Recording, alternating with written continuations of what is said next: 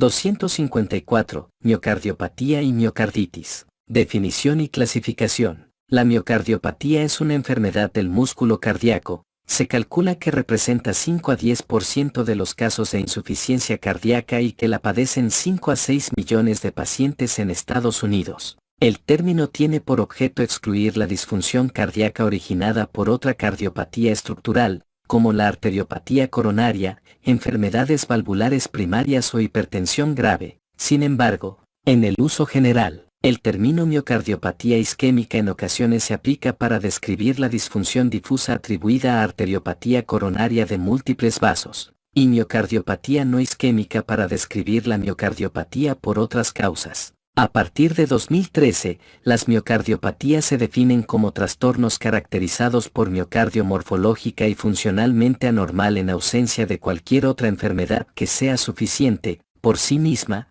para causar el fenotipo observado.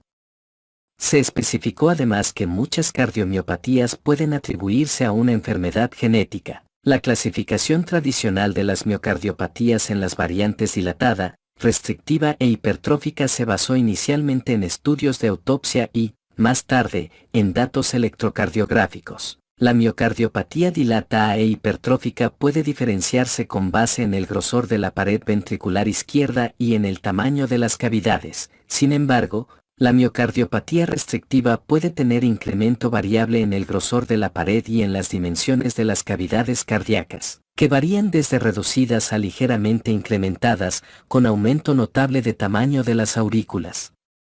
La miocardiopatía restrictiva se define más a menudo con base en una función diastólica anormal, que también está presente pero que al inicio es menos prominente en la miocardiopatía dilatada e hipertrófica. La miocardiopatía restrictiva en ocasiones se superpone, en manifestaciones clínicas, morfología macroscópica y causas con las miocardiopatías hipertrófica y dilatada, cuadro 254.1. La información creciente ha llevado a que esta clasificación basada en el fenotipo sea cada vez más inadecuada para definir la enfermedad o el tratamiento. La identificación de más determinantes genéticos de la miocardiopatía sugirió un esquema de clasificación con 4 variantes de la causa, como primaria, que afecta principalmente al corazón, y secundaria a otras enfermedades sistémicas. Las causas primarias se dividen en genéticas, mixtas, genéticas y adquiridas. Sin embargo, la información genética a menudo no se encuentra disponible al momento de la presentación inicial. La expresión fenotípica de una mutación dada varía ampliamente y la predisposición genética influye en el fenotipo clínico de las miocardiopatías adquiridas. Aunque la clasificación genética propuesta no proporciona muchas guías para las estrategias clínicas actuales, quizás se torne más relevante conforme la clasificación de las enfermedades se modifique más allá de aspectos anatomopatológicos de un órgano individual a métodos más integrados. Presentación general. Para todas las miocardiopatías, los síntomas iniciales a menudo se relacionan con intolerancia al ejercicio, disnea o fatiga, por lo general por reserva cardíaca inadecuada durante el ejercicio. Tales síntomas al inicio suelen pasarse por alto, pueden atribuirse a otras causas, como neumopatías o limitación del ejercicio dependiente de la edad.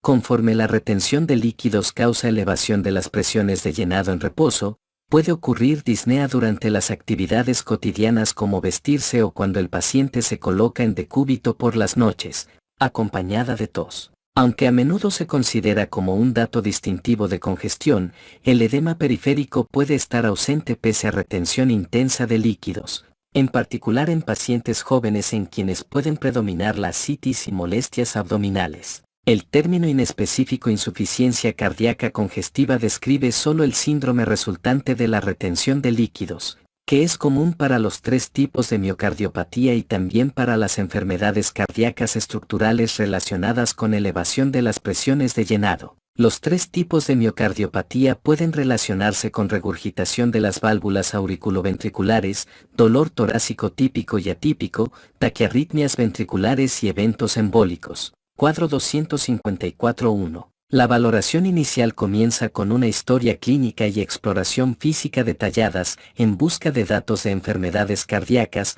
no cardíacas y familiares. Cuadro 254.2. Etiología genética de la miocardiopatía. La estimación sobre la prevalencia de las causas genéticas de miocardiopatía está en aumento y se ha puesto mayor atención a los antecedentes familiares y existe mayor disponibilidad de pruebas genéticas. En al menos el 30% de las miocardiopatías dilatadas sin otras causas claras se reconocen factores hereditarios bien identificados en la miocardiopatía hipertrófica. La anamnesis cuidadosa sobre los antecedentes familiares debe buscar miocardiopatía e insuficiencia cardíaca, además de otros miembros de la familia que hayan presentado cuadros de muerte súbita, que a menudo se atribuyen de manera incorrecta a ataque cardíaco masivo y que tuvieron fibrilación auricular o implantación de marcapasos en la edad madura o que padecieron distrofia muscular. La mayor parte de las miocardiopatías familiares son hereditarias con un patrón autosómico dominante, con patrones de herencia ocasionalmente de tipo autosómico recesivo y relacionado con el cromosoma X, cuadro 254-3.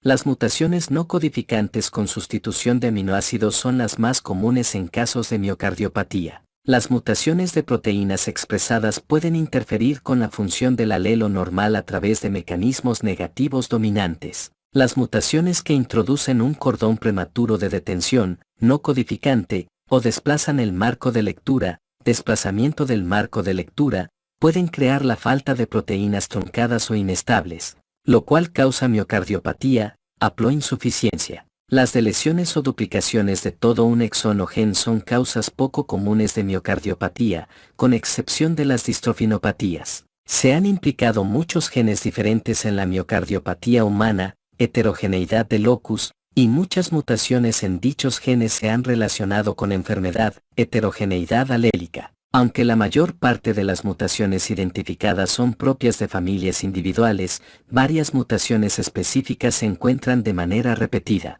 ya sea como un efecto inicial o por mutaciones recurrentes en un residuo común. La miocardiopatía genética se caracteriza por la dependencia de la edad y penetrancia incompleta. El fenotipo que define la miocardiopatía rara vez está presente al momento del nacimiento y en algunos individuos podría no manifestarse jamás. Los individuos relacionados que portan la misma mutación pueden diferir en la gravedad y progresión de la miocardiopatía y de trastornos del ritmo asociados, lo que indica la función importante de otros modificadores genéticos, epigenéticos y ambientales en la expresión de la enfermedad. El género parece ser un factor, ya que la penetrancia y la gravedad clínica pueden ser mayores en varones para la mayor parte de miocardiopatías.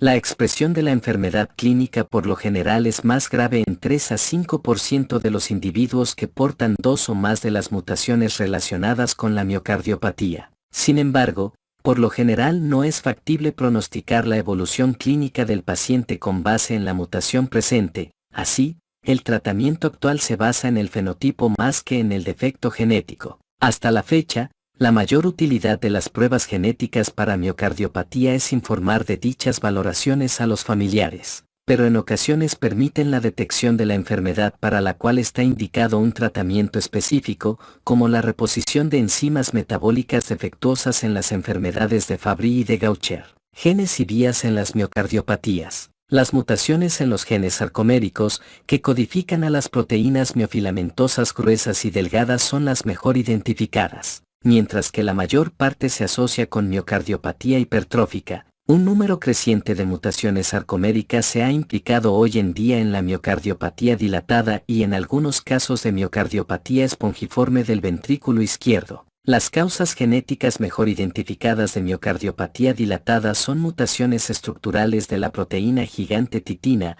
codificada por TTM, que mantiene la estructura de la sarcómera y actúa como molécula de señalización. Las proteínas del citoesqueleto desempeñan una función crucial en la estructura, conexión e inestabilidad del miocito, por lo que múltiples defectos en estas proteínas pueden ocasionar miocardiopatía, por lo general con el fenotipo dilatado, figura 254.1. Por ejemplo, la desmina forma filamentos intermedios que conectan la membrana plasmática con la membrana nuclear, línea Z y discos intercalados entre las células musculares. Las mutaciones de desmina afectan la transmisión de la fuerza y de la señalización para el músculo cardíaco y estriado y puede causar miopatía cardíaca y de músculos estriados combinadas. Los efectos de la proteína de membrana del sarcolema se asocian con miocardiopatía dilatada.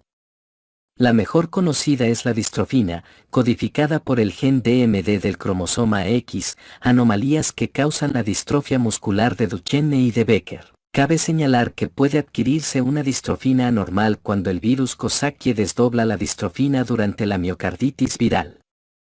Esta proteína proporciona una red que da sostén al sarcolema y también establece conexiones con la sarcómera. El defecto funcional progresivo en el músculo cardíaco y estriado refleja la vulnerabilidad a la tensión mecánica. La distrofina se asocia en la membrana con un complejo de otras proteínas, como metavinculina, anomalías que también causan miocardiopatía dilatada. Los efectos en las proteínas de conductos del sarcolema, conductopatías, por lo general se asocian con arritmias primarias, pero las mutaciones en SCN5A, diferentes a las que causan los síndromes de Brugada o de QT largo, también se han implicado en la miocardiopatía dilatada con enfermedad de la conducción. Los efectos de la proteína de membrana nuclear en el músculo cardíaco y estriado ocurren en patrones autosómico, lámina A/C, o ligado al cromosoma X, hemerina. Estos defectos se asocian con alta prevalencia de arritmias auriculares y enfermedades del sistema de conducción, que llegan a ocurrir en algunos miembros de la familia sin miocardiopatía o sin antecedente de detección previa de la enfermedad.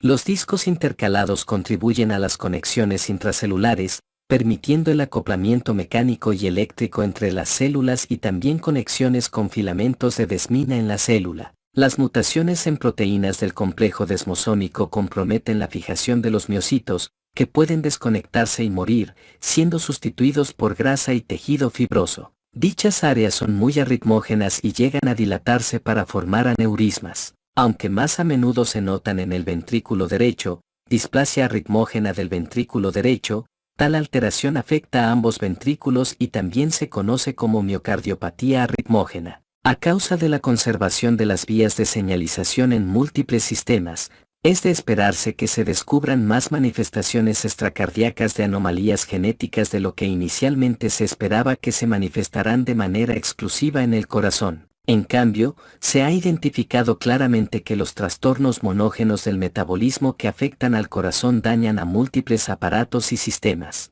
Hasta la fecha, es más importante diagnosticar enzimas defectuosas para el tratamiento de sustitución enzimático específico porque pueden disminuir la evolución de la enfermedad, como la deficiencia de alfa-galactosidasa A, enfermedad de Fabry. Las anomalías del ácido desoxirribonucleico mitocondrial, de transmisión materna, afectan la producción de energía con múltiples manifestaciones clínicas, lo que incluye alteración de la función cognitiva y miopatía de músculos estriados. La expresión fenotípica es muy variable dependiendo de la distribución de las mitocondrias maternas durante el desarrollo embrionario.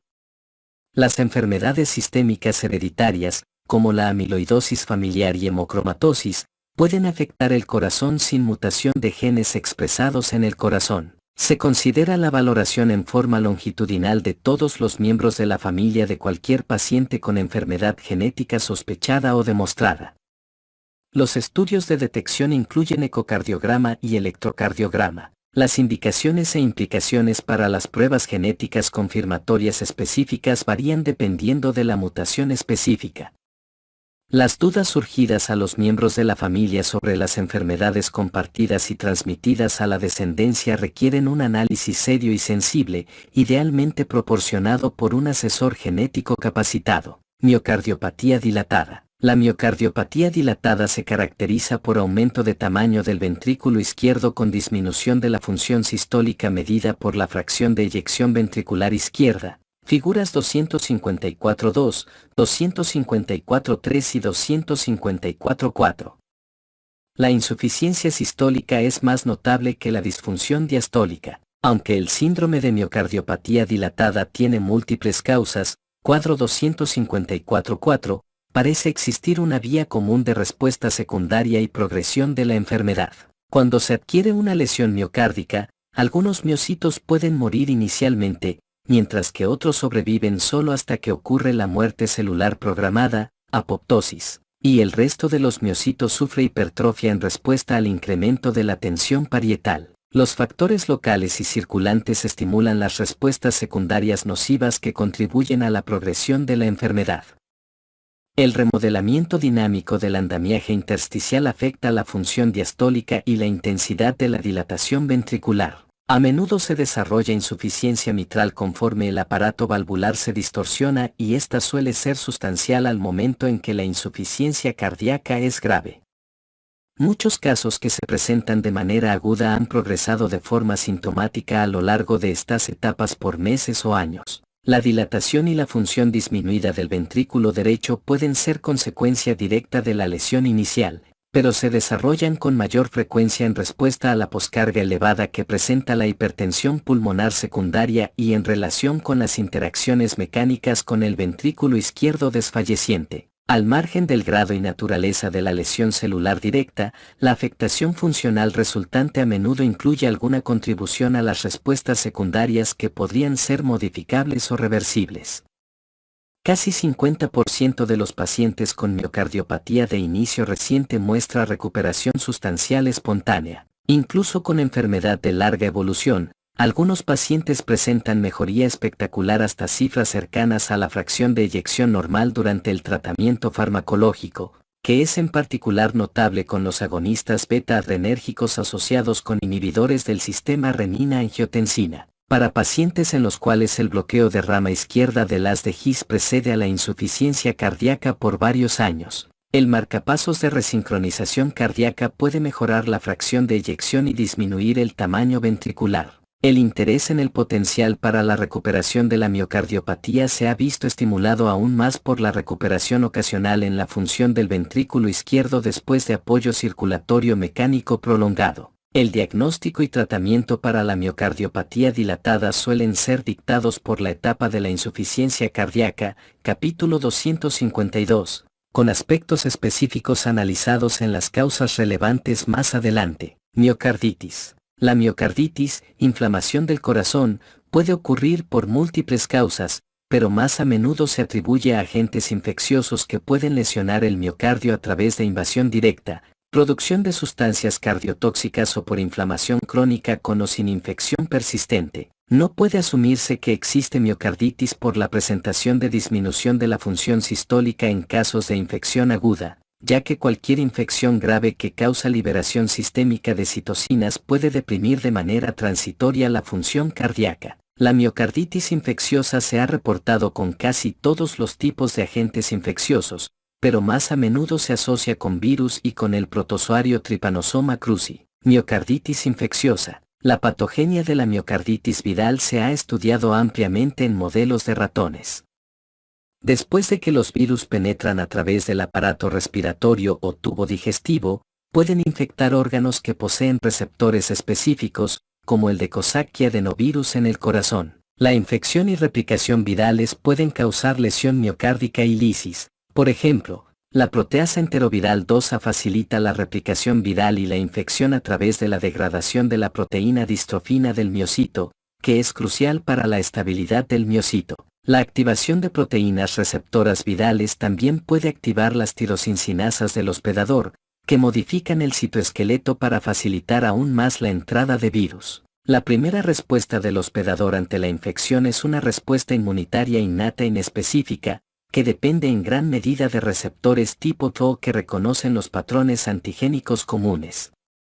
La liberación de citocinas es rápida, seguida por la activación y expansión de poblaciones específicas de linfocitos T y B. Esa respuesta inicial parece ser crucial, pues la inmunodepresión temprana en modelos animales puede incrementar la replicación viral y empeorar la lesión cardíaca. Sin embargo, la recuperación exitosa de infecciones virales depende no solo de la eficacia de la respuesta inmunitaria para limitar la infección viral, sino también de la regulación descendente oportuna para evitar la reacción excesiva y la lesión autoinmunitaria al hospedador. La respuesta inmunitaria secundaria adquirida se dirige de manera más específica contra las proteínas virales y puede incluir infiltración de linfocitos T y anticuerpos hacia las proteínas virales.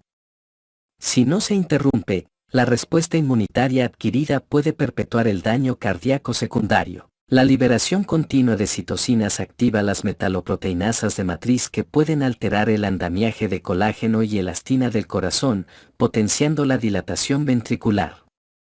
La estimulación de los factores profibróticos causa fibrosis intersticial patológica. Algunos de los anticuerpos dirigidos a través de la coestimulación o simulación molecular también reconocen objetivos en los miocitos del hospedador, como los receptores beta-adrenérgicos, troponina y sodio-potasio adenosina trifosfatasa, pero aún no se aclara si estos anticuerpos contribuyen activamente a la disfunción cardíaca en humanos o sirven como marcadores para la lesión cardíaca. Se desconoce el tiempo que persisten los virus en el corazón humano, si la persistencia tardía del genoma viral continúa siendo nociva, o cuán a menudo los virus inactivos pueden volverse patógenos. En pacientes con diagnóstico clínico de miocarditis o miocardiopatía dilatada se han detectado a menudo genomas de virus comunes, pero existe poca información sobre su presencia en pacientes sin cardiopatía. Véase más adelante. Se requiere información adicional para comprender el momento relativo y la contribución de la infección,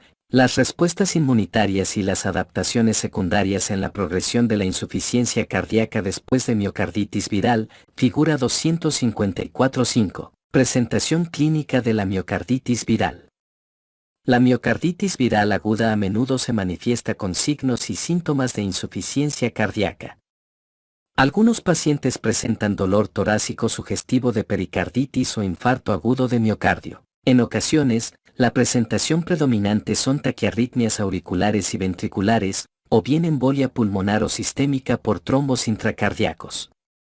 Las anomalías electrocardiográficas o ecográficas también pueden detectarse de manera incidental durante la valoración por otros diagnósticos. El paciente típico con supuesta miocarditis viral es un adulto joven o de edad madura que desarrolla disnea progresiva y debilidad en unos cuantos días a semanas después del síndrome viral, que se acompaña por fiebre y mialgias. Un pequeño número de pacientes se presenta con necrosis fulminante, con progresión rápida desde un síndrome respiratorio febril grave a choque cardiógeno que puede afectar a múltiples aparatos y sistemas, ocasionando insuficiencia renal, hepática y coagulopatía. Estos pacientes típicamente son adultos jóvenes que fueron atendidos de modo reciente en urgencias y dados de alta con antibióticos para bronquitis, o bien oseltamivir para síndromes virales, regresando después de unos días con choque cardiógeno rápidamente progresivo. Es fundamental la detección rápida para proporcionar apoyo intensivo con catecolaminas intravenosas en dosis elevadas y en ocasiones con apoyo circulatorio mecánico transitorio.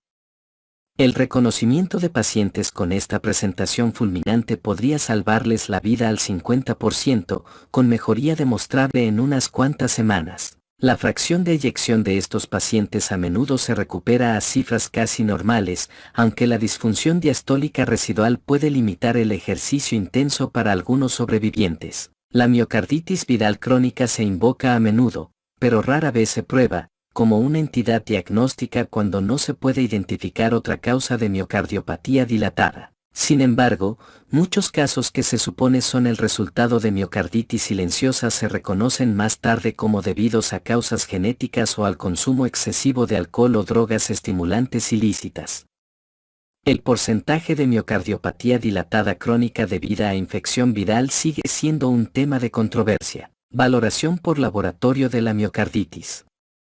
La valoración inicial para posible miocarditis incluye electrocardiograma, ecocardiograma y concentraciones séricas de troponina y fracciones de creatina fosfocinasa. Cada vez se utiliza más la resonancia para el diagnóstico de miocarditis, que se apoya en la evidencia de incremento del edema ístico y reforzamiento con gadolinio, figura 254.6, en particular en la porción media de la pared, que es distinta de los territorios habituales de las arterias coronarias. La biopsia endomiocárdica a menudo no está indicada para la valoración inicial de probable miocarditis viral a menos que las taquiarritmias ventriculares sugieran posibles causas de miocarditis de células gigantes o por sarcoidosis. Las indicaciones y beneficios de la biopsia endomiocárdica para la valoración de miocarditis o miocardiopatía de inicio reciente son motivo de controversia. Los criterios de Dallas para la miocarditis en la biopsia endomiocárdica incluyen infiltrado linfocítico con evidencia de necrosis de miocitos,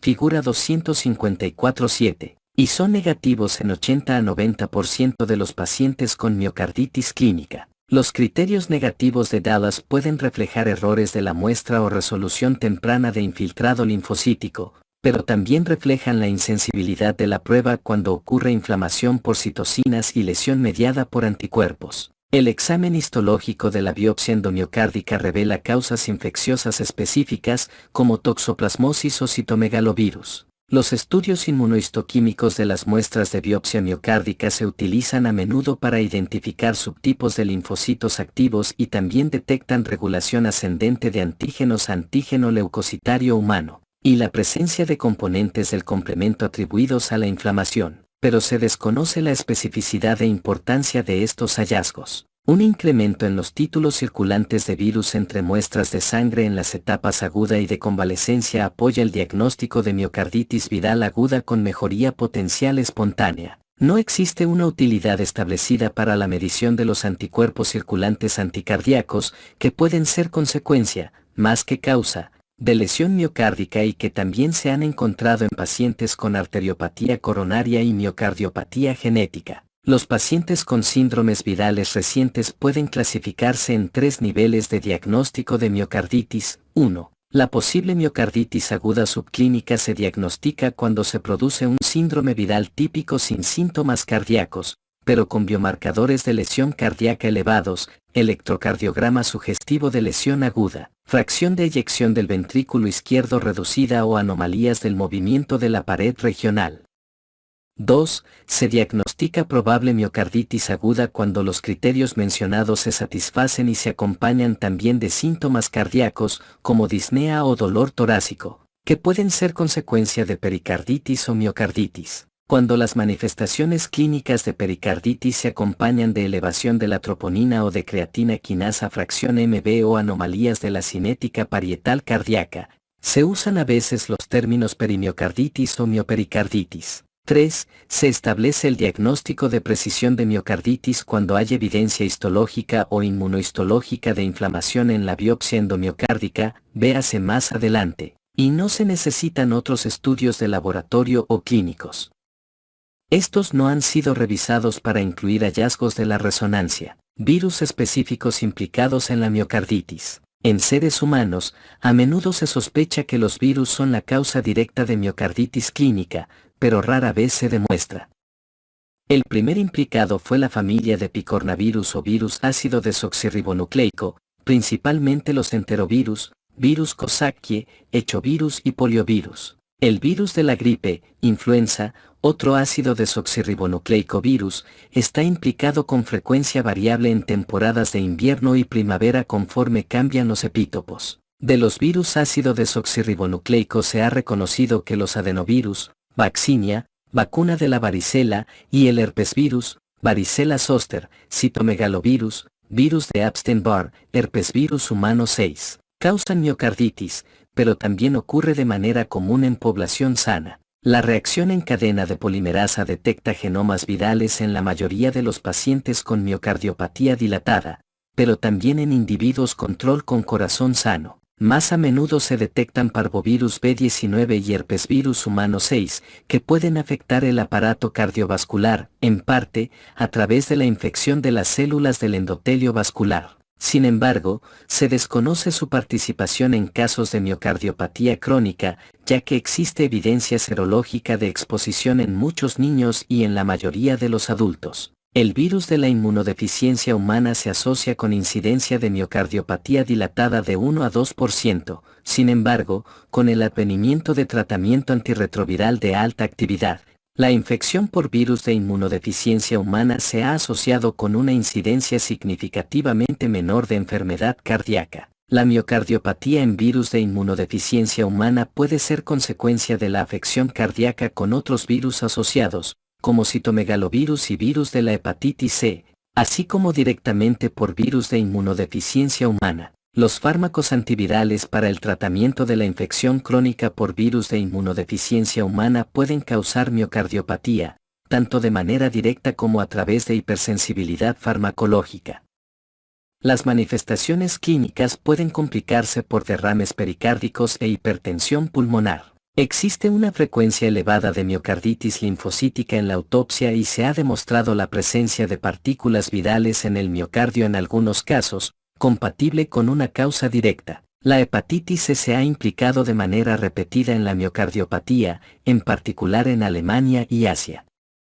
La disfunción cardíaca puede mejorar después del tratamiento con interferón. Como esta citocina por sí misma a menudo causa depresión de la función cardíaca de manera transitoria, la coordinación cuidadosa de la administración y la valoración clínica continua son fundamentales.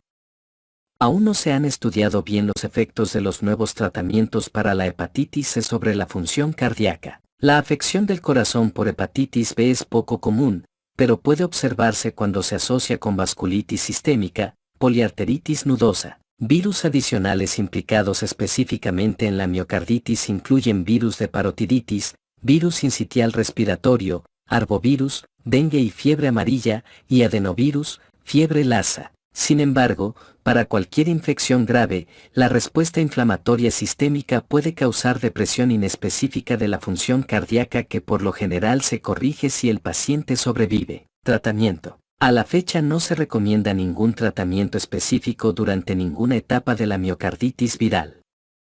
Durante la infección aguda se evita el tratamiento con fármacos antiinflamatorios o inmunodepresores, ya que su uso incrementa la replicación viral y la lesión miocárdica en modelos animales. El tratamiento con fármacos antivirales específicos, como oseltamivir, no se ha estudiado en relación con la afección cardíaca.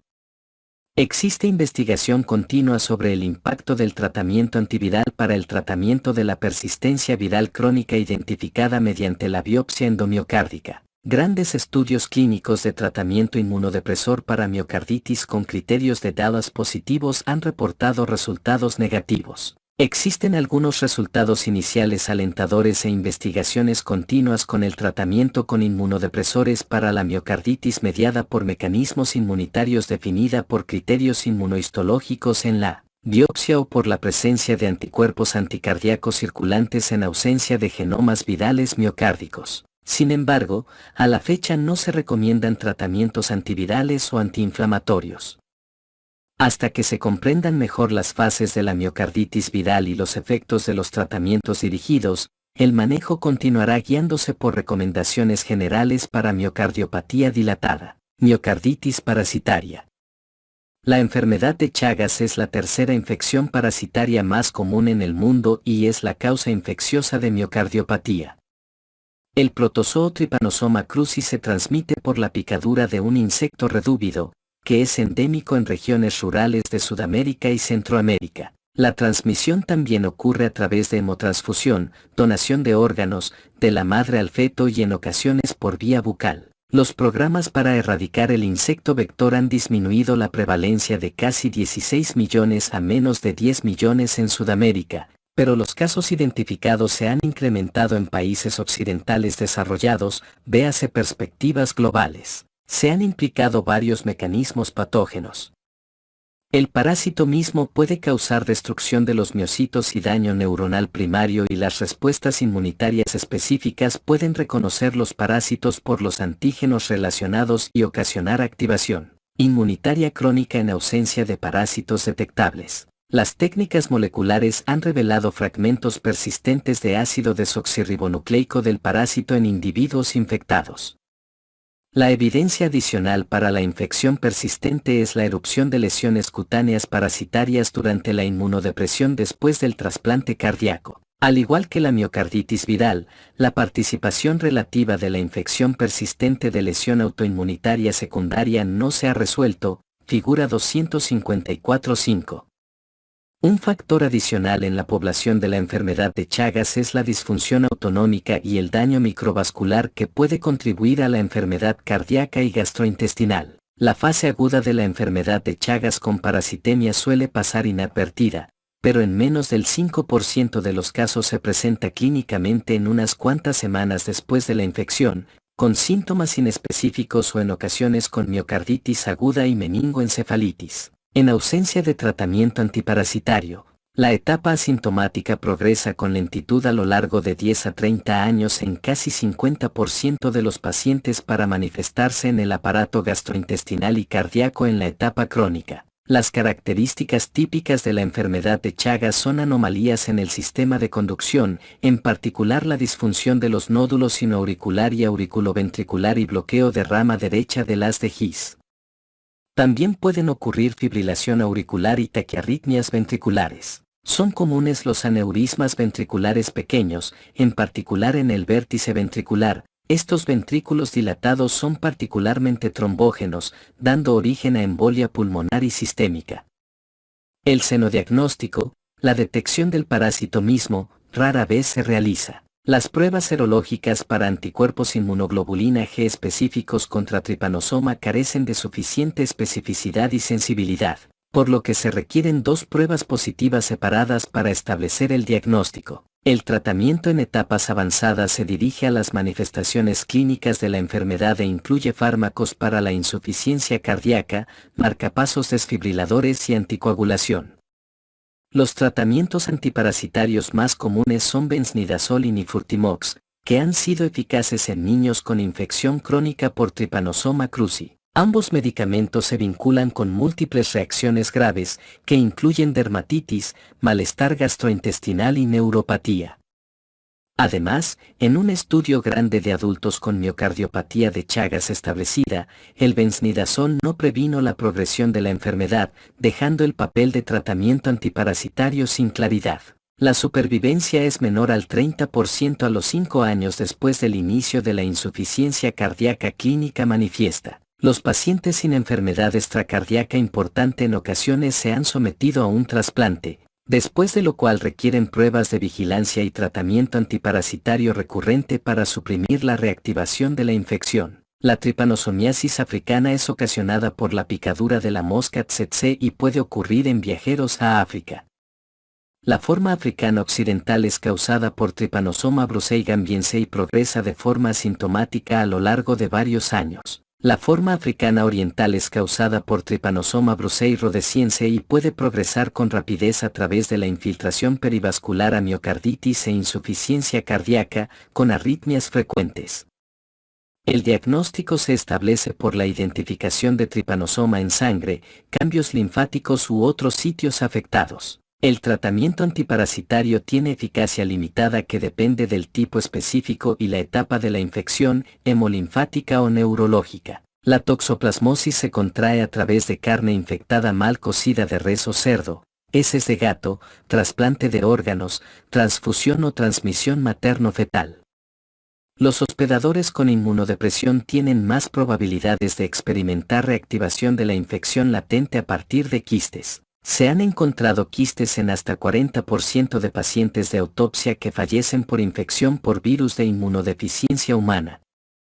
La toxoplasmosis suele presentarse con encefalitis o corioretinitis y, en el corazón, puede causar miocarditis, derrame pericárdico, pericarditis constrictiva e insuficiencia cardíaca. El diagnóstico en pacientes con buena respuesta inmunitaria se establece cuando la inmunoglobulina M es positiva y la inmunoglobulina G se torna positiva más tarde. La toxoplasmosis activa puede sospecharse en pacientes con inmunodepresión con miocarditis y títulos positivos para inmunoglobulina G para toxoplasmosis, en particular cuando las pruebas de avidez identifican gran especificidad de los anticuerpos.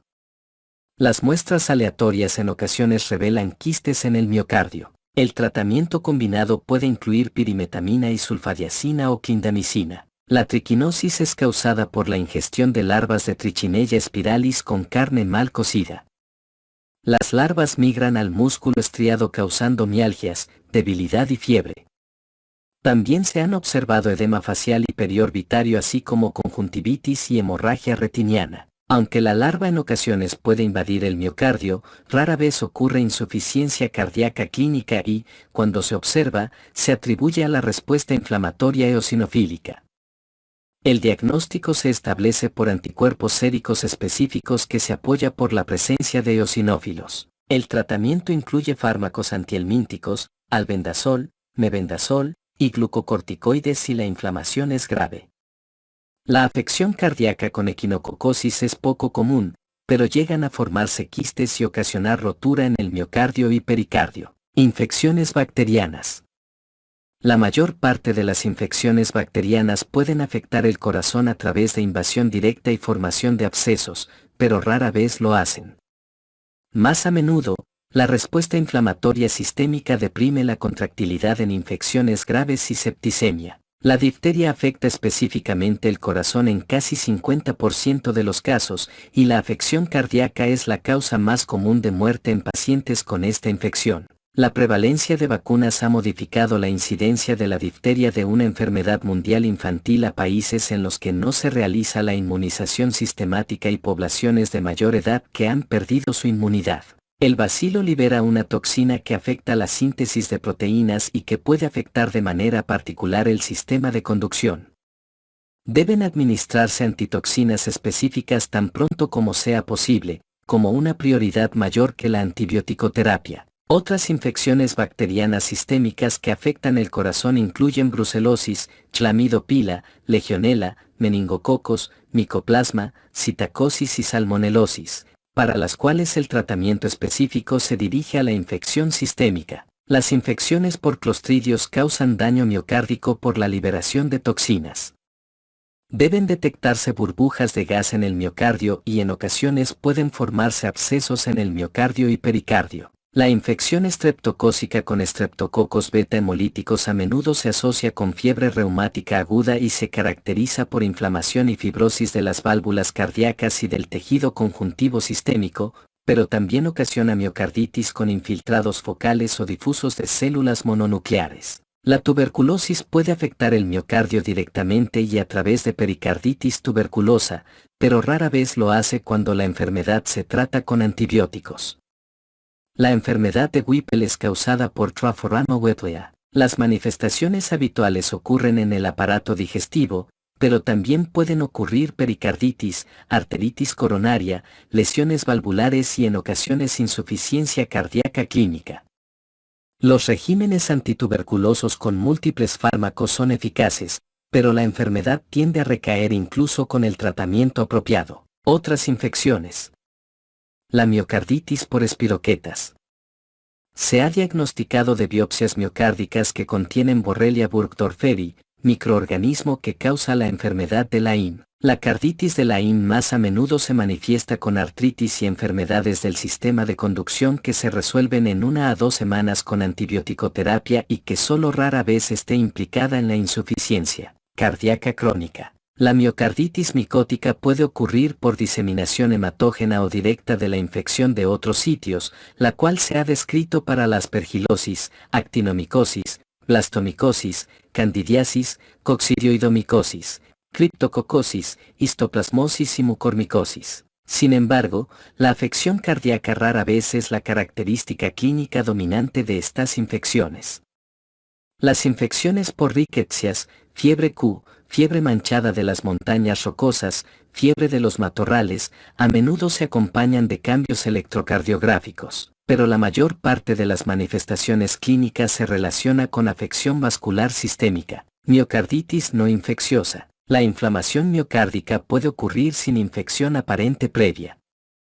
El modelo de miocarditis inflamatoria no infecciosa es el rechazo del trasplante cardíaco, del cual se ha aprendido que puede desarrollarse depresión miocárdica y corregirse con rapidez, que los mediadores no celulares como los anticuerpos y citocinas desempeñan funciones importantes además de los linfocitos y que los antígenos miocárdicos se expresan por lesiones físicas previas e infecciones virales. La inflamación no infecciosa diagnosticada más a menudo es la miocarditis granulomatosa, lo que incluye la sarcoidosis y la miocarditis de células gigantes.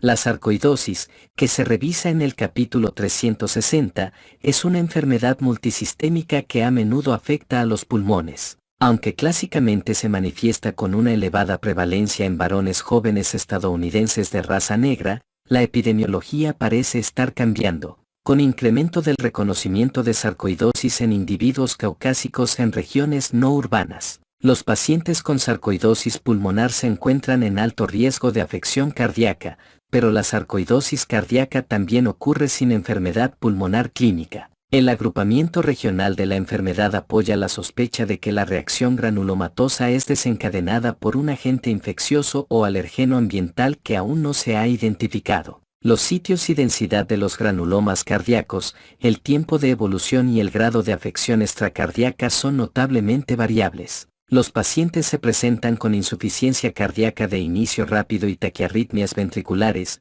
bloqueo de conducción, síndromes de dolor torácico o manifestaciones cardíacas menores en el caso de afección ocular, exantema cutáneo infiltrativo o enfermedad febril inespecífica. También puede estar presente en etapas menos agudas después de meses o años de síntomas cardíacos fluctuantes.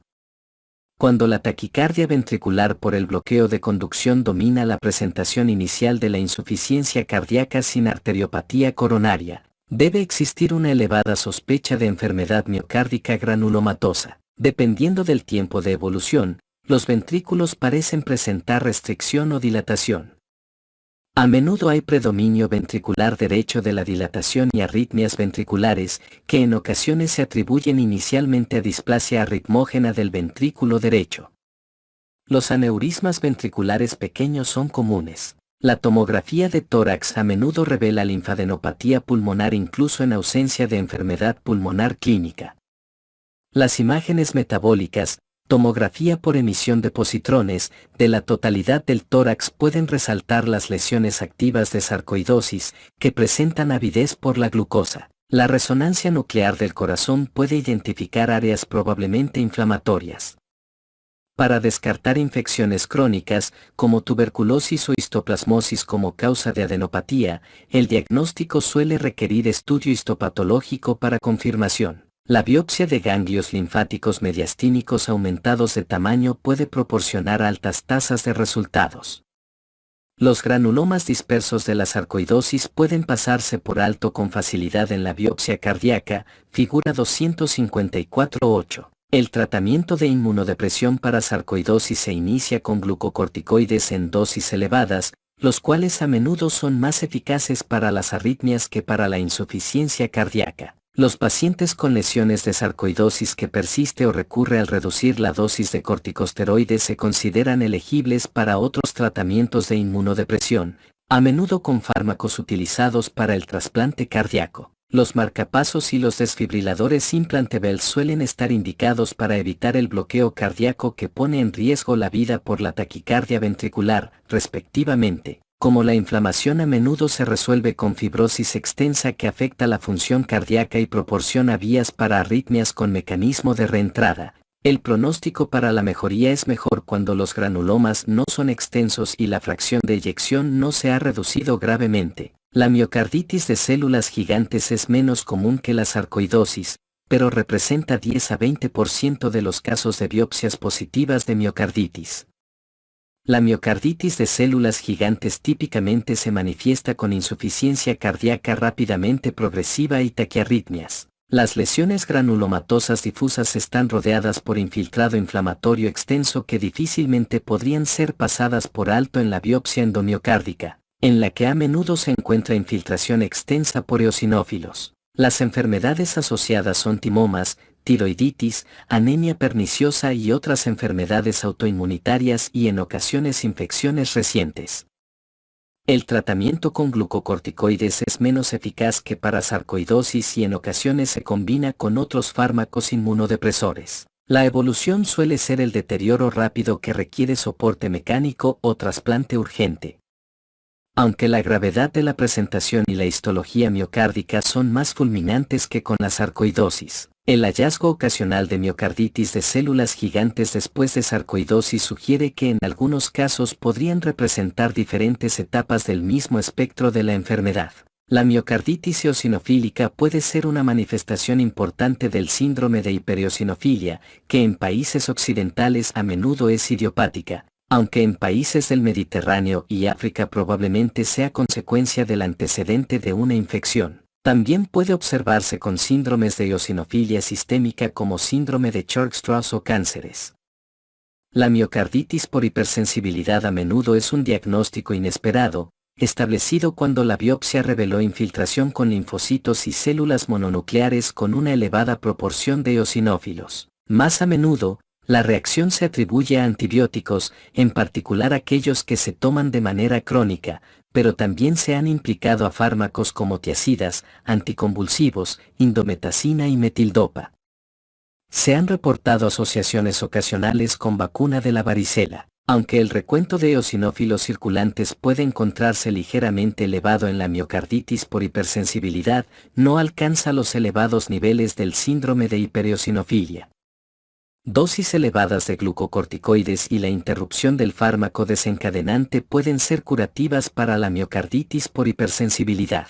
Se ha observado miocarditis linfocítica grave con la combinación de inhibidores del punto de control inmunitario, véase más adelante miocardiopatía tóxica. La miocarditis a menudo se asocia con enfermedad inflamatoria sistémica como polimiositis y dermatomiositis, trastornos que afectan los músculos cardíaco y estriado. Aunque la miocarditis inflamatoria no infecciosa en ocasiones se incluye en el diagnóstico diferencial de manifestaciones cardíacas en pacientes con colagenopatías, como lupus eritematoso sistémico, pericarditis, vasculitis, hipertensión pulmonar y enfermedad arterial coronaria acelerada, son las manifestaciones cardíacas más comunes en las colagenopatías. Miocardiopatía periparto. Este tipo de miocardiopatía se desarrolla durante el último trimestre o dentro de los primeros 6 meses después del embarazo, afecta entre 1 sobre 2.000 y 1 sobre 4.000 partos en Estados Unidos. Los factores de riesgo son aumento de la edad materna,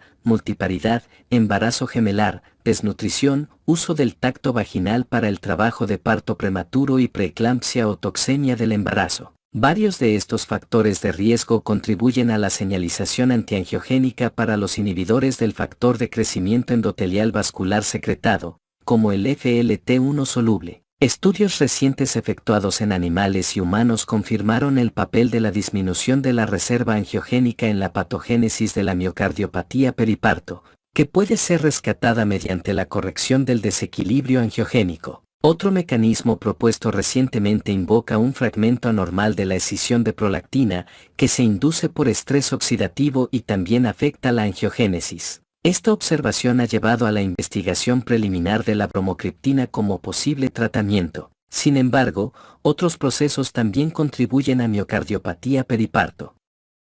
La insuficiencia cardíaca temprana después del parto era común en Nigeria, cuando la costumbre para las madres primerizas incluía la ingestión de sal mientras descansaban en una cama caliente, lo que probablemente alteraba la movilización del exceso de volumen circulante después del parto.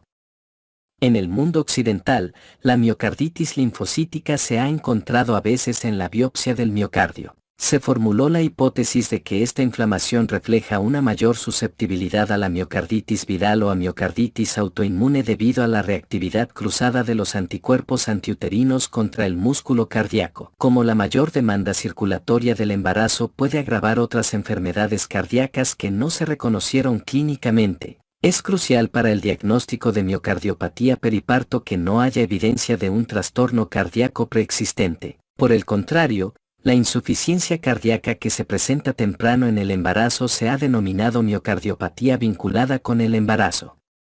Tanto miocardiopatía periparto como miocardiopatía vinculada con el embarazo se han encontrado en algunas familias con otras presentaciones de miocardiopatía dilatada. Al igual que en miocardiopatía dilatada familiar y esporádica, las mutaciones truncadoras en la TTN están presentes en el 15% de los pacientes con miocardiopatía periparto y se vinculan con disfunción sistólica persistente. El embarazo puede, por tanto, representar un desencadenante ambiental para la expresión fenotípica acelerada de miocardiopatías genéticas y otras. Miocardiopatía tóxica. Se ha reportado cardiotoxicidad con múltiples factores ambientales y farmacológicos. A menudo estas asociaciones se observan solo con elevados niveles de exposición o sobredosis agudas, donde las anomalías electrocardiográficas y hemodinámicas agudas pueden reflejar el efecto farmacológico directo y la toxicidad sistémica. El alcohol es la toxina implicada más a menudo en la miocardiopatía dilatada crónica. El consumo excesivo puede contribuir a más del 10% de los casos de insuficiencia cardíaca, lo que incluye la exacerbación de casos con otras causas primarias como valvulopatías o infarto previo. La toxicidad se atribuye al alcohol y a su metabolito primario, acetaldehído. Los polimorfismos de los genes que codifican la deshidrogenasa de alcohol y la enzima convertidora de angiotensina incrementan la probabilidad de miocardiopatía alcohólica en un individuo con consumo excesivo de alcohol. Las deficiencias añadidas de vitaminas y los aditivos tóxicos del alcohol rara vez están implicados. El consumo de alcohol necesario para producir miocardiopatía en un corazón por lo demás sano se ha calculado en 5 a 6 bebidas, casi 120 mililitros de etanol puro, diarias por 5 a 10 años, pero en ocasiones puede ser suficiente un periodo de consumo excesivo de alcohol. Muchos pacientes con miocardiopatía alcohólica son completamente funcionales en su vida cotidiana sin estigmas aparentes de alcoholismo. La afección cardíaca en la miocardiopatía alcohólica grave es la suma del daño permanente y de un componente sustancial que es reversible después de interrumpir el consumo de alcohol. A menudo ocurre fibrilación auricular en etapas tempranas de la enfermedad, corazón de fiesta, y en etapas avanzadas. El tratamiento médico incluye antagonistas neurohormonales y los diuréticos necesarios para el control de la sobrecarga de líquidos. Debe vigilarse una probable abstinencia para evitar las exacerbaciones de la insuficiencia cardíaca o arritmias y organizar el tratamiento continuo. Incluso con enfermedad grave, puede ocurrir mejoría notable en 3 a 6 meses de abstinencia. Los desfibriladores implantables por lo general se aplazan hasta que ocurra un periodo adecuado de abstinencia, después de lo cual podrían no ser necesarios si la fracción de eyección ha mejorado. Con el consumo continuo, el pronóstico es sombrío. La cocaína, anfetaminas y estimulantes catecolaminérgicos relacionados pueden producir miocardiopatía crónica e isquemia aguda y taquiarritmias. Los estudios histopatológicos revelan microinfartos compatibles con isquemia de pequeños vasos, similar a la de casos de feocromocitoma. Los fármacos quimioterapéuticos son los implicados más a menudo en la miocardiopatía tóxica. El uso juicioso de estos fármacos requiere equilibrar los riesgos del cáncer con aquellos de la cardiotoxicidad, ya que muchos cánceres tienen evolución crónica con mejor pronóstico que la insuficiencia cardíaca. Las antraciclinas, como la doxorubicina, causan cambios histológicos característicos de degeneración vacuolar y pérdida de miofibrillas. La generación de moléculas reactivas de oxígeno que afecta los compuestos de la molécula hemo es la explicación más favorecida de la lesión de miocitos y fibrosis. El riesgo de cardiotoxicidad aumenta con dosis más elevadas, enfermedad cardíaca preexistente, extremos de la edad, quimioterapia concomitante o radiación del tórax y en mujeres. Aunque a menudo se ha considerado que la miocardiopatía ocurre tardíamente después de la exposición, un estudio reciente muestra que la disfunción sistólica suele ser evidente al año de la exposición a antraciclinas en pacientes adultos que desarrollan miocardiopatía. La cardiotoxicidad por doxorubicina suele dar como resultado dilatación ventricular mínima, tal vez debido a fibrosis acompañante. Por tanto, el volumen sistólico puede reducirse de manera intensa con fracción de eyección de 30 a 40%. En contraste con la compensación hemodinámica posible en un ventrículo dilatado típico de otra insuficiencia cardíaca con fracción de eyección reducida. El tratamiento incluye inhibidores de la enzima convertidora de angiotensina y bloqueadores beta-adrenérgicos, con supresión cuidadosa de la taquicardia sinusal inapropiada y atención a la hipotensión postural que llega a ocurrir en estos pacientes. Antes se creía que tenían un curso descendente inexorable, pero muchos pacientes con cardiotoxicidad por doxorubicina mejoran con manejo cuidadoso hasta una función clínica casi normal, en especial si es posible evitar trastornos adicionales tales como la hipertensión o taquicardias supraventriculares. La evolución difiere para los pacientes que reciben estos medicamentos antes de la pubertad, en los que el crecimiento inadecuado del corazón puede provocar insuficiencia cardíaca inexorable cuando el paciente llegue a los primeros años de su tercera década de vida. El trastuzumab, Herceptin, es un anticuerpo monoclonal que interfiere con el receptor 2 del crecimiento epidérmico humano, HER2, crucial para el crecimiento de algunos tumores y la adaptación cardíaca. La incidencia de cardiotoxicidad es menor que para las antraciclinas, pero se ve reforzada por la administración concomitante. Aunque se considera que es reversible con mayor frecuencia, la cardiotoxicidad por trastuzumab no siempre se resuelve y algunos pacientes progresan a insuficiencia cardíaca clínica y muerte. Al igual que con la cardiotoxicidad por antraciclina, el tratamiento es el habitual para la insuficiencia cardíaca, pero no está claro si la tasa de mejoría espontánea aumenta con los antagonistas neurohormonales. Los efectos cardiotóxicos de otros tratamientos anti-HER2 introducidos recientemente, por ejemplo, pertuzumab, son similares a los causados por trastuzumab. La cardiotoxicidad con ciclofosfamida e ifosfamida, por lo general ocurre de manera aguda con dosis muy elevadas. El 5-fluorouracilo, cisplatino y algunos fármacos alquilantes pueden causar espasmo coronario recurrente que en ocasiones produce reducción de la contractilidad. La administración aguda de interferón alfa puede causar hipotensión y arritmias. La insuficiencia cardíaca clínica que ocurre durante la administración crónica repetida por lo general se resuelve después de interrumpir el fármaco. Muchos inhibidores de la tirosincinasa de molécula pequeña que afectan al factor de crecimiento endotelial vascular están siendo utilizados para diferentes enfermedades malignas. Aunque estos fármacos están dirigidos a receptores o vías tumorales específicos, la conservación biológica de las vías de señalización puede causar que estos inhibidores tengan efectos fuera del objetivo que incluyen el sistema cardiovascular y como grupo se vinculan con cerca de 2.7 veces de aumento del riesgo de insuficiencia cardíaca. El reconocimiento de la cardiotoxicidad durante el tratamiento con estos fármacos se complica porque en ocasiones causan acumulación de líquido periférico, edema de tobillos, hinchazón periorbitaria, derrame pleural, por factores locales más que por incremento de la presión venosa central. Los métodos terapéuticos incluyen interrupción de los inhibidores de la tirosincinasa, cuando sea posible, y sustitución con un fármaco del mismo grupo, cuando esté disponible, así como tratamiento convencional para la insuficiencia cardíaca. Los inhibidores del proteasoma utilizados para tratar el mieloma múltiple se vinculan con mayor riesgo de insuficiencia cardíaca. El agente más potente, carfilzomib, parece más cardiotóxico que el bortezomib. Los inhibidores del punto de control inmunitario, tales como ipilimumab y nivolumab, están vinculados con toxicidades inflamatorias autoinmunitarias multisistémicas, por ejemplo, tiroiditis, hipofisitis, pancreatitis y neumonitis, y raramente miocarditis. Sin embargo, el tratamiento de combinación con dos inhibidores del punto de control puede causar miocarditis fulminante con disfunción sistólica vinculada, bloqueo auriculoventricular y taquicardia ventricular dentro de las semanas posteriores a la quimioterapia inicial. Esta presentación se ha acompañado de miocarditis esquelética aguda y progresión rápida a la muerte. Otros fármacos terapéuticos que causan cardiotoxicidad durante su uso crónico incluyen hidroxicloroquina, cloroquina, emetina y tratamientos antirretrovirales. La exposición a tóxicos puede causar arritmias o lesión respiratoria aguda durante accidentes.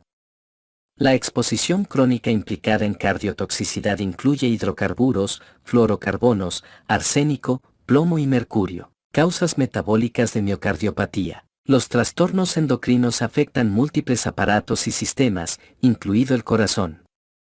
El hipertiroidismo e hipotiroidismo no causan a menudo insuficiencia cardíaca clínica en un corazón por lo demás sano, pero a menudo exacerban una insuficiencia cardíaca. Los signos clínicos de enfermedad tiroidea pueden permanecer ocultos, de forma que las pruebas de función tiroidea son parte de la valoración sistemática de la miocardiopatía. Siempre debe considerarse hipertiroidismo en la fibrilación auricular de inicio reciente o taquicardia ventricular, o bien, fibrilación auricular en la cual la respuesta ventricular rápida es difícil de controlar. A la fecha, la razón más común para las anomalías tiroideas en la población cardiópata es el tratamiento de las taquiarritmias con amiodarona, un fármaco con elevado contenido de yodo. El hipotiroidismo debe tratarse con incremento muy lento de la dosis de complementos tiroideos para evitar la exacerbación de taquiarritmias e insuficiencia cardíaca. El hipertiroidismo y la insuficiencia cardíaca son una combinación peligrosa que requiere vigilancia estrecha,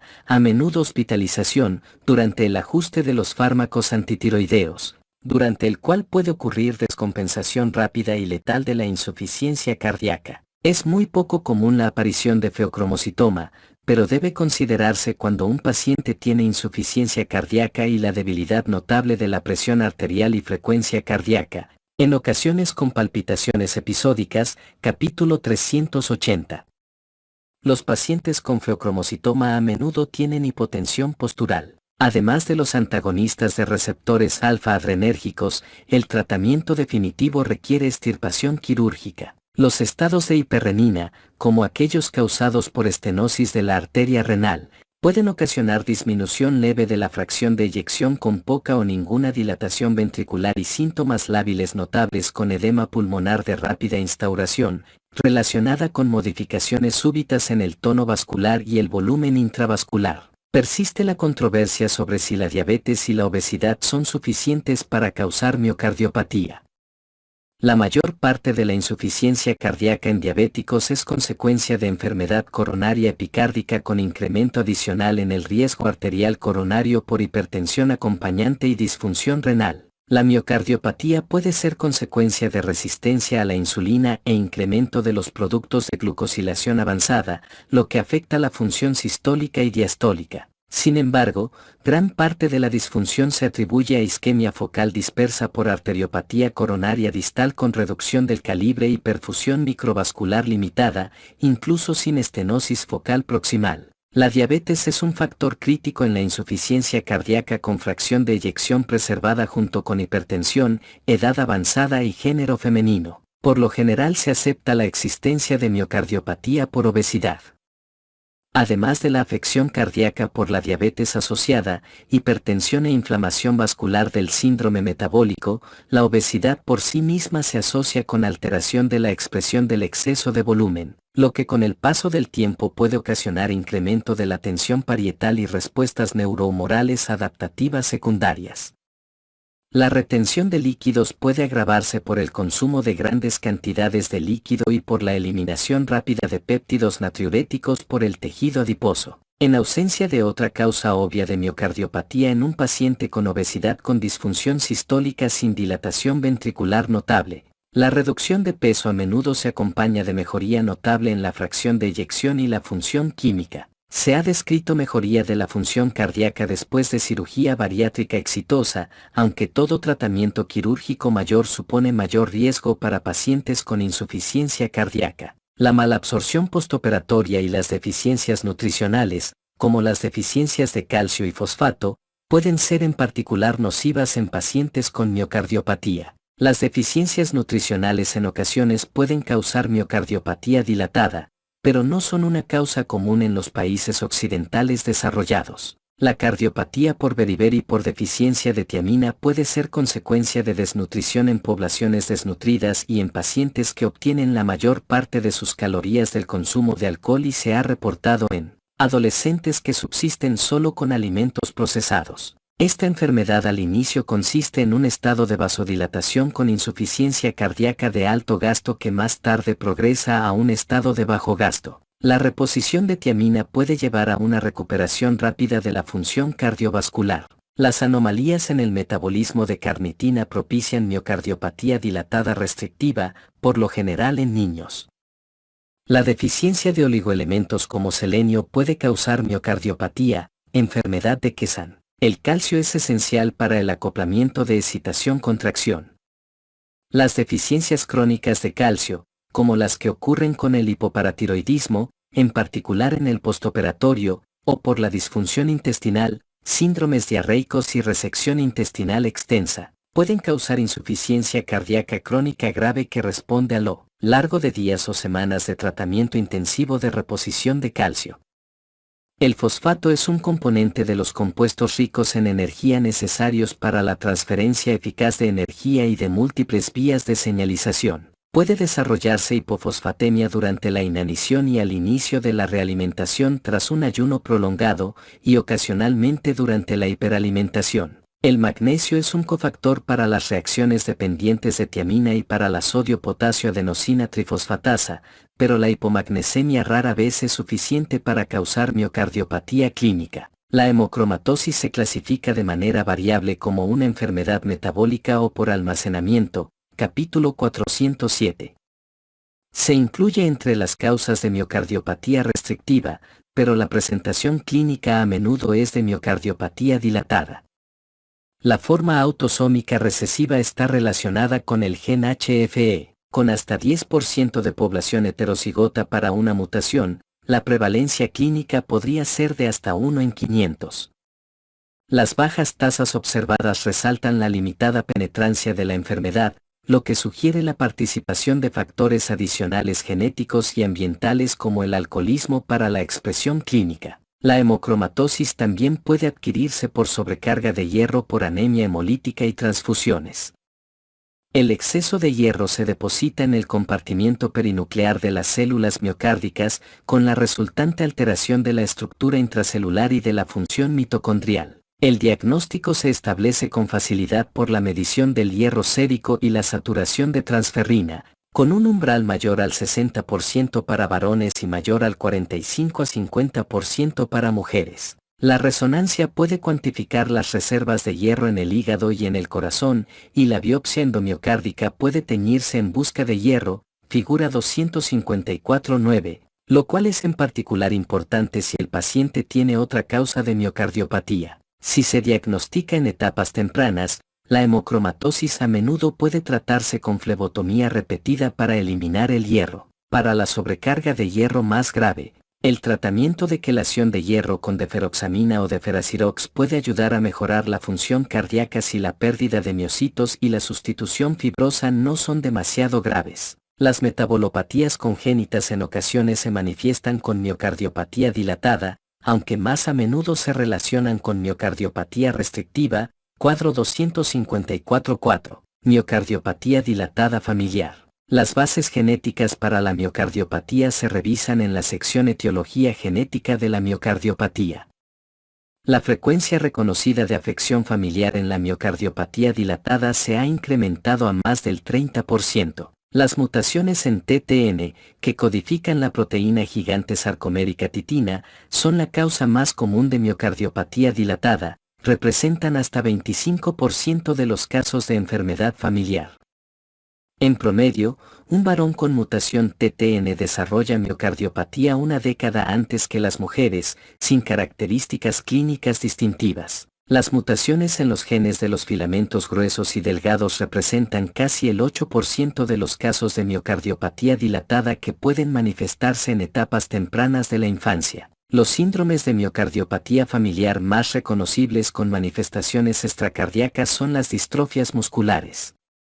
La distrofia de Duchenne y la de Becker, que es más leve, son consecuencia de anomalías en el gen de distrofina relacionado con el cromosoma X de la membrana del sarcolema. La neuropatía de los músculos estriados se manifiesta en muchas otras miocardiopatías genéticas, cuadro 254-3, algunas de las cuales se relacionan con elevaciones de creatina sinasa. Las familias con antecedentes de arritmias auriculares o enfermedades del sistema de conducción que preceden a la miocardiopatía pueden tener anomalías de las proteínas laminares de la membrana nuclear. Todas las miocardiopatías dilatadas se acompañan de riesgo de muerte súbita, por lo que un antecedente familiar de miocardiopatía con muerte súbita hace surgir la sospecha de una mutación arritmógena particular. Los miembros afectados de la familia pueden considerarse para la aplicación de desfibriladores implantables antes de satisfacer la reducción del umbral de fracción de eyección para la prevención primaria de muerte súbita. Un antecedente familiar prominente de muerte súbita o taquicardia ventricular antes de miocardiopatía clínica sugiere un defecto genético en las proteínas desmosómicas, figura 254-10. Este trastorno, que originalmente se describió como afección del ventrículo derecho, miocardiopatía del ventrículo derecho, puede afectar a cualquiera de los ventrículos o a ambos, miocardiopatía arritmógena. Los pacientes a menudo presentan como primera manifestación taquicardia ventricular. Los defectos genéticos en las histopatoproteínas del complejo desmosómico alteran la unión y adherencia de los miocitos, ocasionando sustitución del miocardio con depósitos de grasa. En la ecocardiografía pueden reconocerse paredes ventriculares delgadas, pero esto se observa mejor en la resonancia. Como los desmosomas son importantes para la elasticidad del cabello y la piel, algunas proteínas desmosómicas defectuosas se asocian con pelo lanoso y engrosamiento de la piel en palmas y plantas. Los desfibriladores implantables suelen estar indicados para evitar la muerte súbita. Existe una progresión variable de insuficiencia derecha, izquierda o biventricular. La miocardiopatía espongiforme del ventrículo izquierdo es una enfermedad de prevalencia desconocida que se revela cada vez más a menudo con el refinamiento de las técnicas de imagen. Los criterios diagnósticos incluyen la presencia de trabeculaciones múltiples en el ventrículo izquierdo distal a los músculos papilares, que crean apariencia esponjosa del ápex, reconociéndose cada vez más como hallazgos inespecíficos en otras enfermedades cardíacas. La no compactación se vincula con múltiples variantes genéticas en el sarcomérico y otros genes, como TAS, codificación de tafazin. El diagnóstico puede hacerse de manera incidental o en pacientes previamente diagnosticados con miocardiopatía, en quienes los criterios de no compactación pueden aparecer y resolverse con el cambio de tamaño y función del ventrículo izquierdo. Las tres características clínicas cardinales de las arritmias ventriculares, eventos embólicos e insuficiencia cardíaca, se limitan en gran medida a los pacientes con disfunción sistólica concomitante. El tratamiento por lo general incluye anticoagulación y la consideración temprana de colocación de desfibrilador implantable, además de antagonistas neurohormonales según esté indicado por la etapa de la enfermedad. Algunas familias heredan la susceptibilidad para la miocarditis inducida por virus. Esa propensión puede relacionarse con anomalías en los receptores de superficie celular, como el receptor para Coxsackie adenovirus, que se une a las proteínas virales. Algunos quizá tengan homología parcial con proteínas virales, de manera que se desencadena una respuesta autoinmunitaria contra el miocardio. El pronóstico y tratamiento de la miocardiopatía dilatada familiar dependen principalmente de la etapa clínica de la enfermedad y del riesgo de muerte cardíaca súbita. En algunos casos, la causa familiar facilita las decisiones pronósticas, en particular con respecto a la probabilidad de recuperación después de nuevo diagnóstico, lo cual es poco probable para la enfermedad familiar. La tasa de progresión de la enfermedad, una vez que se manifiesta, es en cierta medida hereditaria, aunque pueden observarse variaciones notables. No obstante, ha habido casos de remisión clínica después de la presentación aguda, tal vez después de lesiones adicionales reversibles, como taquicardia prolongada o miocarditis infecciosa. Miocardiopatía de Takotsubo. El síndrome de dilatación apical o miocardiopatía inducida por estrés ocurre típicamente en mujeres de edad avanzada que se someten a estrés emocional o físico intenso súbito. El ventrículo muestra dilatación ventricular global con contracción basal, adquiriendo la forma de un recipiente de cuello estrecho, Takotsubo, que se utilizaba en Japón para atrapar pulpos. Originalmente descrito en Japón, se ha reconocido cada vez más a menudo durante el cateterismo cardíaco de urgencia y las hospitalizaciones en la unidad de cuidados intensivos por enfermedades no cardíacas. La presentación incluye edema pulmonar, hipotensión y dolor torácico con cambios electrocardiográficos similares a los de infarto agudo. La disfunción del ventrículo izquierdo se extiende más allá de la distribución específica de las arterias coronarias y por lo general se resuelve en términos de días a semanas. Los modelos en animales y las biopsias ventriculares sugieren que esta miocardiopatía aguda puede ser consecuencia de activación simpática intensa con heterogeneidad de la inervación miocárdica por el sistema nervioso autónomo, espasmo microvascular difuso, toxicidad directa por catecolaminas o combinaciones de estas. Quizás sea necesaria la angiografía coronaria para descartar oclusión coronaria aguda. Ningún tratamiento ha demostrado ser beneficioso, pero estrategias razonables incluyen el uso de nitratos para el edema pulmonar, globos intraaórticos si son necesarios para la corrección del gasto cardíaco bajo, la combinación de alfa y beta bloqueadores más que el bloqueo beta selectivo si el paciente se encuentra hemodinámicamente estable y magnesio para las arritmias relacionadas con prolongación del intervalo QT. Por lo general se evita la anticoagulación por la aparición ocasional de rotura ventricular. El pronóstico suele ser bueno, aunque se han descrito recurrencias hasta en 10% de los pacientes. Miocardiopatía dilatada idiopática. La miocardiopatía dilatada idiopática es un diagnóstico de exclusión, cuando se han descartado todos los demás factores conocidos.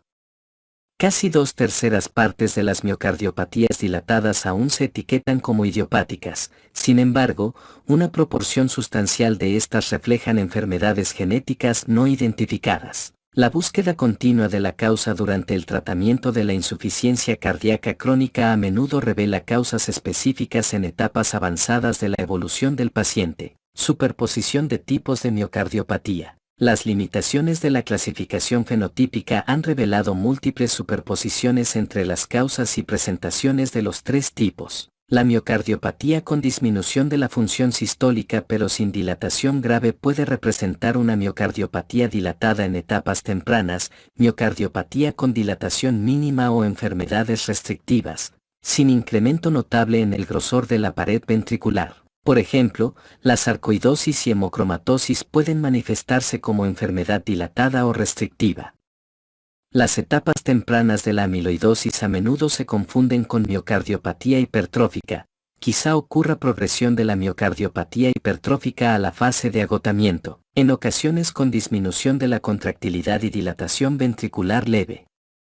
Las superposiciones son en particular comunes con las metabolopatías congénitas hereditarias, que se pueden presentar como cualesquiera de los tres fenotipos principales, figura 254.4. Trastornos de las vías metabólicas. Múltiples trastornos genéticos de las vías metabólicas pueden causar enfermedad miocárdica, por infiltración de productos anormales o de células que los contengan entre los miocitos y enfermedades por almacenamiento. Por la acumulación en el interior de las células, véanse cuadros 254.3 y 254.4. La miocardiopatía hipertrófica puede ser imitada por el miocardio engrosado con estos productos anormales que causa pseudohipertrofia, por lo general con intervalo PR anormalmente corto. El fenotipo pseudohipertrófico es más común, pero quizá haya restricción y miocardiopatía dilatada. La mayoría de estas enfermedades se diagnostica durante la infancia. La enfermedad de Fabry resulta por deficiencia de la enzima lisosomal galactosidasa alfa causada por una de más de 160 mutaciones en GLA. Este trastorno del metabolismo del glucoesfingolípido es un trastorno ligado a X que también puede causar enfermedad clínica en portadores femeninos. La acumulación de glucolípidos puede estar limitada a los tejidos cardíacos, pero por lo general también afecta a la piel, nervios periféricos y riñones. La microscopía electrónica del tejido de la biopsia endomiocárdica muestra vesículas que contienen figuras concéntricas lamelares, figura 254.11. El diagnóstico puede realizarse por la evaluación de la actividad enzimática o secuenciación de GLA y es crucial porque el reemplazo enzimático puede reducir los depósitos anormales y mejorar la función cardíaca y clínica. La magnitud del impacto clínico no se ha establecido bien para este tratamiento, el cual requiere administraciones frecuentes de la enzima con un costo de $100,000 por año. La sustitución enzimática también puede mejorar la evolución de la enfermedad de Gaucher, en la que se acumulan células ricas en cerebrócido en múltiples órganos por deficiencia de la enzima beta-glucosidasa.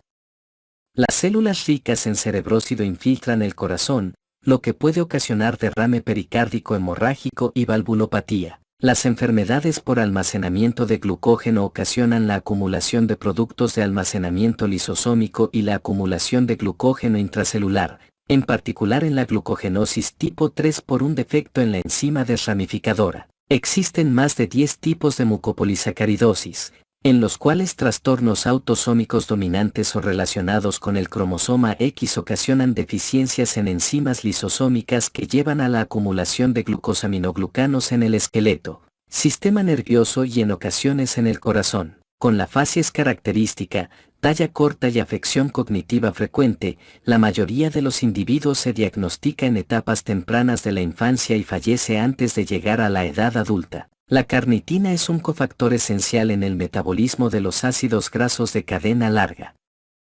Se han descrito múltiples defectos que ocasionan deficiencia de carnitina, lo que causa inclusiones intracelulares de lípidos y miocardiopatía restrictiva o dilatada, que a menudo se manifiesta en niños. La oxidación de ácidos grasos requiere muchos pasos metabólicos con enzimas específicas que pueden presentar deficiencia, con interacciones complejas con la carnitina. Dependiendo del defecto, la miopatía cardíaca o de músculo estriado puede aminorarse con la sustitución de productos intermedios de ácidos grasos y carnitina. En fecha reciente se han descrito dos miocardiopatías metabólicas monógenas como causa de incremento del grosor de la pared ventricular sin incremento de las unidades musculares o incremento en la contractilidad. Las mutaciones en la subunidad reguladora gamma 2 de la proteína sinasa activada de monofosfato de adenosina importante para el metabolismo de la glucosa, PRKAG2, se ha asociado con alta prevalencia de anomalías de la conducción como bloqueo aurículo-ventricular y preexcitación ventricular, síndrome de Wolff-Parkinson-White. Se han reportado varios defectos en las proteínas de membrana relacionadas con el lisosoma, LAMP2, relacionados con el cromosoma X. Este defecto puede transmitirse por vía materna o de forma esporádica y en ocasiones puede aislarse al corazón, aunque a menudo ocasiona un síndrome de miopatía de músculos estriados, retraso mental y disfunción hepática conocida como enfermedad de Danon. La hipertrofia ventricular izquierda extrema aparece en etapas tempranas, a menudo en la infancia y puede progresar con rapidez a insuficiencia cardíaca en etapa terminal con baja fracción de eyección. La microscopía electrónica de estos trastornos metabólicos muestra que los miocitos se encuentran aumentados de tamaño por múltiples vacuolas intracelulares de los productos metabólicos secundarios. Miocardiopatía restrictiva. La menos común de la tríada fisiológica de miocardiopatías es la miocardiopatía restrictiva, en la que predomina la función diastólica anormal, a menudo con disminución leve de la contractilidad y de la fracción de eyección, por lo general mayor al 30 a 50%. Ambas aurículas se encuentran incrementadas de tamaño, en ocasiones en forma masiva. Puede haber dilatación leve del ventrículo izquierdo, por lo general con dimensiones telediastólicas menores a 6 centímetros. Se elevan las presiones telediastólicas en ambos ventrículos con conservación del gasto cardíaco hasta etapas avanzadas de la enfermedad. El primer síntoma suele ser la intolerancia leve al ejercicio, pero a menudo no se identifica hasta después de la presentación clínica con síntomas de congestión. Las enfermedades restrictivas a menudo se presentan con relativamente más síntomas de las cavidades derechas del corazón, como edema, molestias abdominales y ascitis, aunque hay elevación de las presiones de llenado en ambos ventrículos. El choque de punta del corazón se encuentra menos desplazado que en la miocardiopatía dilatada y es menos dinámico que en la miocardiopatía hipertrófica. Es más común la aparición de un cuarto ruido cardíaco que de un tercer ruido cardíaco en el ritmo sinusal, pero es común la fibrilación auricular. La presión venosa yugular a menudo muestra un descenso y rápido que puede incrementarse durante la inspiración, signo de Kussmaul positivo. La mayor parte de las miocardiopatías restrictivas se debe a infiltración de sustancias anormales entre los miocitos, almacenamiento de productos metabólicos anormales en los miocitos o por lesión fibrótica. Cuadro 254-5. El diagnóstico diferencial debe incluir enfermedad pericárdica constrictiva, en la cual puede predominar la insuficiencia cardíaca derecha. Enfermedad infiltrativa. La amiloidosis es la principal causa de miocardiopatía restrictiva, figuras 254-12, 254-13 y 254-14.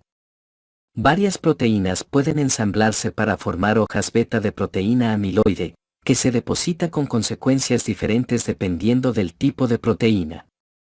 Las amiloidosis sistémicas se revisan en el capítulo 108. Además de la infiltración cardíaca, ocurre afección neurológica a menudo con la amiloidosis primaria, cadenas ligeras de inmunoglobulinas, y con amiloidosis familiar, anomalías genéticas de la transtiretina. Hay más de 100 mutaciones identificadas en la transtiretina en el cromosoma 13, entre las cuales se identificó la mutación transtiretina V122 y en cerca de 4% de los afroamericanos en quienes se vincula con aumento del 50% en el riesgo de insuficiencia cardíaca. Sin embargo, la penetrancia de la mutación V122 y es incompleta en la mayoría de los portadores de la mutación sin insuficiencia cardíaca a los 70 años de edad. La disfunción orgánica con anterioridad se atribuía solo a la alteración física por la infiltración de fibrillas de amiloide, pero nueva información sugiere un efecto tóxico adicional directo de las cadenas ligeras de inmunoglobulinas y de los agregados anormales de proteína transtiretina. En la amiloidosis senil, existe acumulación anormal de transtiretina normal o plegamiento de péptido natriurético detectado en 10% de las personas mayores de 80 años de edad y en 50% de aquellos mayores de 90 años de edad a menudo sin enfermedad clínica aparente. Los varones muestran una mayor carga de depósito de amiloide y una probabilidad mayor a 20 veces de enfermedad clínica con amiloidosis senil.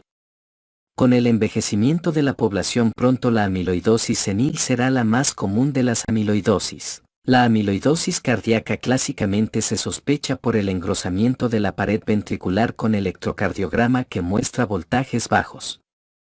Sin embargo, el voltaje bajo no siempre está presente y es menos común en la amiloidosis familiar o senil que en la amiloidosis de cadenas ligeras primaria. La brillantez refringente característica en el tabique durante la ecocardiografía sugiere el diagnóstico, pero este dato no es sensible y específico. Ambas aurículas se encuentran dilatadas, a menudo de manera espectacular, y la disfunción diastólica puede ser más evidente que la hipertrofia ventricular izquierda por otras causas. La infiltración amiloide puede detectarse en la resonancia con gadolinio.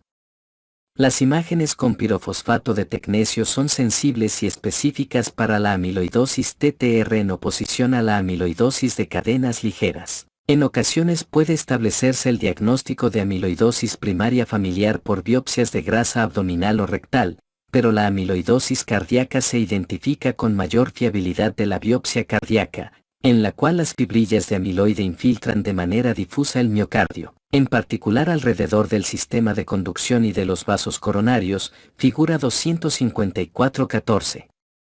El diagnóstico del tipo de proteína amiloide requiere inmunohistoquímica del tejido biopsiado, más que la electroforesis del suero o de la orina, lo que puede llevar a clasificaciones incorrectas. El tratamiento para todos los tipos de amiloide es predominantemente para síntomas de retención de líquidos, los cuales a menudo requieren dosis elevadas de diuréticos de asa. La digoxina que se une a las fibrillas de amiloide puede alcanzar concentraciones tóxicas y, por tanto, debe utilizarse solo en dosis muy bajas, si es que se utiliza. No existe evidencia con respecto al uso de antagonistas neurohormonales en la cardiopatía amiloide, donde los beneficios teóricos posibles deben equilibrarse contra la posibilidad de agravar la hipotensión postural y reducir la reserva crucial de la frecuencia cardíaca. El riesgo de trombos intracardíacos puede ser indicación para anticoagulación crónica. El pronóstico es peor para el amiloide primario, con supervivencia media de 6 a 12 meses después de la presentación, pero que ha mejorado sustancialmente con el uso del inhibidor del proteasoma bortezomib. Si está presente, el mieloma múltiple se trata con quimioterapia, cuyo grado a menudo se limita por el deterioro potencial de la disfunción cardíaca. La amiloidosis asociada con inmunoglobulinas en ocasiones se ha tratado con trasplante cardíaco secuencial y trasplante tardío de médula ósea, con recurrencia frecuente de la amiloidosis en el corazón trasplantado. El amiloide cardíaco relacionado con transtiretina anormal tiene un pronóstico un poco mejor que puede tratarse en pacientes selectos con trasplante cardíaco y hepático. La amiloidosis cardíaca senil tiene la progresión más lenta y el mejor pronóstico general. Se están estudiando nuevos tratamientos que incluyen la interferencia del ácido desoxirribonucleico y de moléculas pequeñas en la amiloidosis TTR. Miocardiopatía restrictiva fibrosa. La fibrosis progresiva puede causar enfermedad miocárdica restrictiva y dilatación ventricular. La radiación torácica, común para el cáncer mamario y pulmonar o para linfoma mediastínico, puede producir miocardiopatía restrictiva temprana o tardía. Los pacientes con miocardiopatía por radiación pueden presentarse con un posible diagnóstico de pericarditis constrictiva, ya que las dos enfermedades a menudo coexisten. La valoración hemodinámica cuidadosa y, a menudo, la biopsia endomiocárdica deben realizarse si se considera una pericardiectomía, que con poca probabilidad será exitosa en presencia de miocardiopatía restrictiva subyacente. La esclerodermia causa espasmo de los vasos de pequeño calibre e isquemia que puede ocasionar un corazón pequeño y rígido con disminución de la fracción de eyección sin dilatación. La hipertensión pulmonar asociada con esclerodermia puede ocasionar insuficiencia cardíaca derecha más evidente en la clínica por enfermedad fibrosa concomitante del ventrículo derecho. Enfermedad endomiocárdica. El cuadro fisiológico de aumento de las presiones de llenado con crecimiento auricular y conservación de la contractilidad ventricular con volúmenes ventriculares normales o reducidos puede ocasionar fibrosis extensa del endocardio sin enfermedad miocárdica transmural. Para pacientes que no viven en regiones ecuatorianas, Tales manifestaciones son poco comunes y se observan a menudo en relación con antecedente de síndrome de hipereosinofilia crónica, endocarditis de Loeffler, que es más común en varones que en mujeres. En esta enfermedad, la hipereosinofilia persistente mayor de 1500 eosinófilos por milímetro cúbico por al menos 6 meses puede causar lesión eosinofílica de fase aguda en el endocardio. Véase antes la revisión de la miocarditis eosinofílica, con enfermedad sistémica y lesión a otros órganos. Por lo general no existe una causa obvia, pero la hipereosinofilia podría explicarse por enfermedades alérgicas, parasitarias o malignas. Se ha propuesto que esto se continúa con un periodo en el cual la inflamación cardíaca es sustituida por fibrosis con trombosis añadida. En la enfermedad grave, una capa fibrosa tensa puede obliterar los vértices ventriculares y extenderse para engrosar y fijar las valvas de las válvulas auriculoventriculares.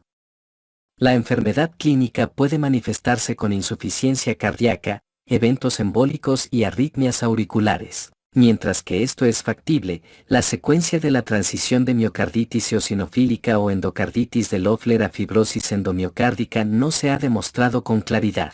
En países tropicales hasta 25% de la insuficiencia cardíaca se debe a fibrosis endomiocárdica que afecta a uno o ambos ventrículos. Esta enfermedad comparte con la alteración previa a la obliteración parcial del vértice ventricular con fibrosis que se extiende hacia el infundíbulo ventricular al nivel de las valvas y las válvulas. Sin embargo, no está claro si la causa es la misma para todos los casos. Los derrames pericárdicos a menudo acompañan a la fibrosis endomiocárdica pero no son comunes en la endocarditis de Loeffler.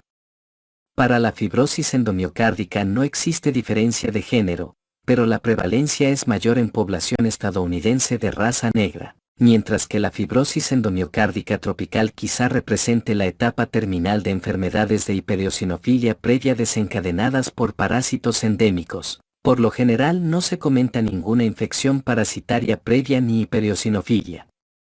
Las deficiencias nutricionales geográficas también se han propuesto como causa. El tratamiento médico se centra en glucocorticoides y quimioterapia para suprimir la hipereosinofilia cuando está presente. La retención de líquidos puede volverse cada vez más resistente al tratamiento con diuréticos. Se recomienda la anticoagulación. La fibrilación auricular se asocia con deterioro de los síntomas y con peor pronóstico, pero puede ser difícil de suprimir.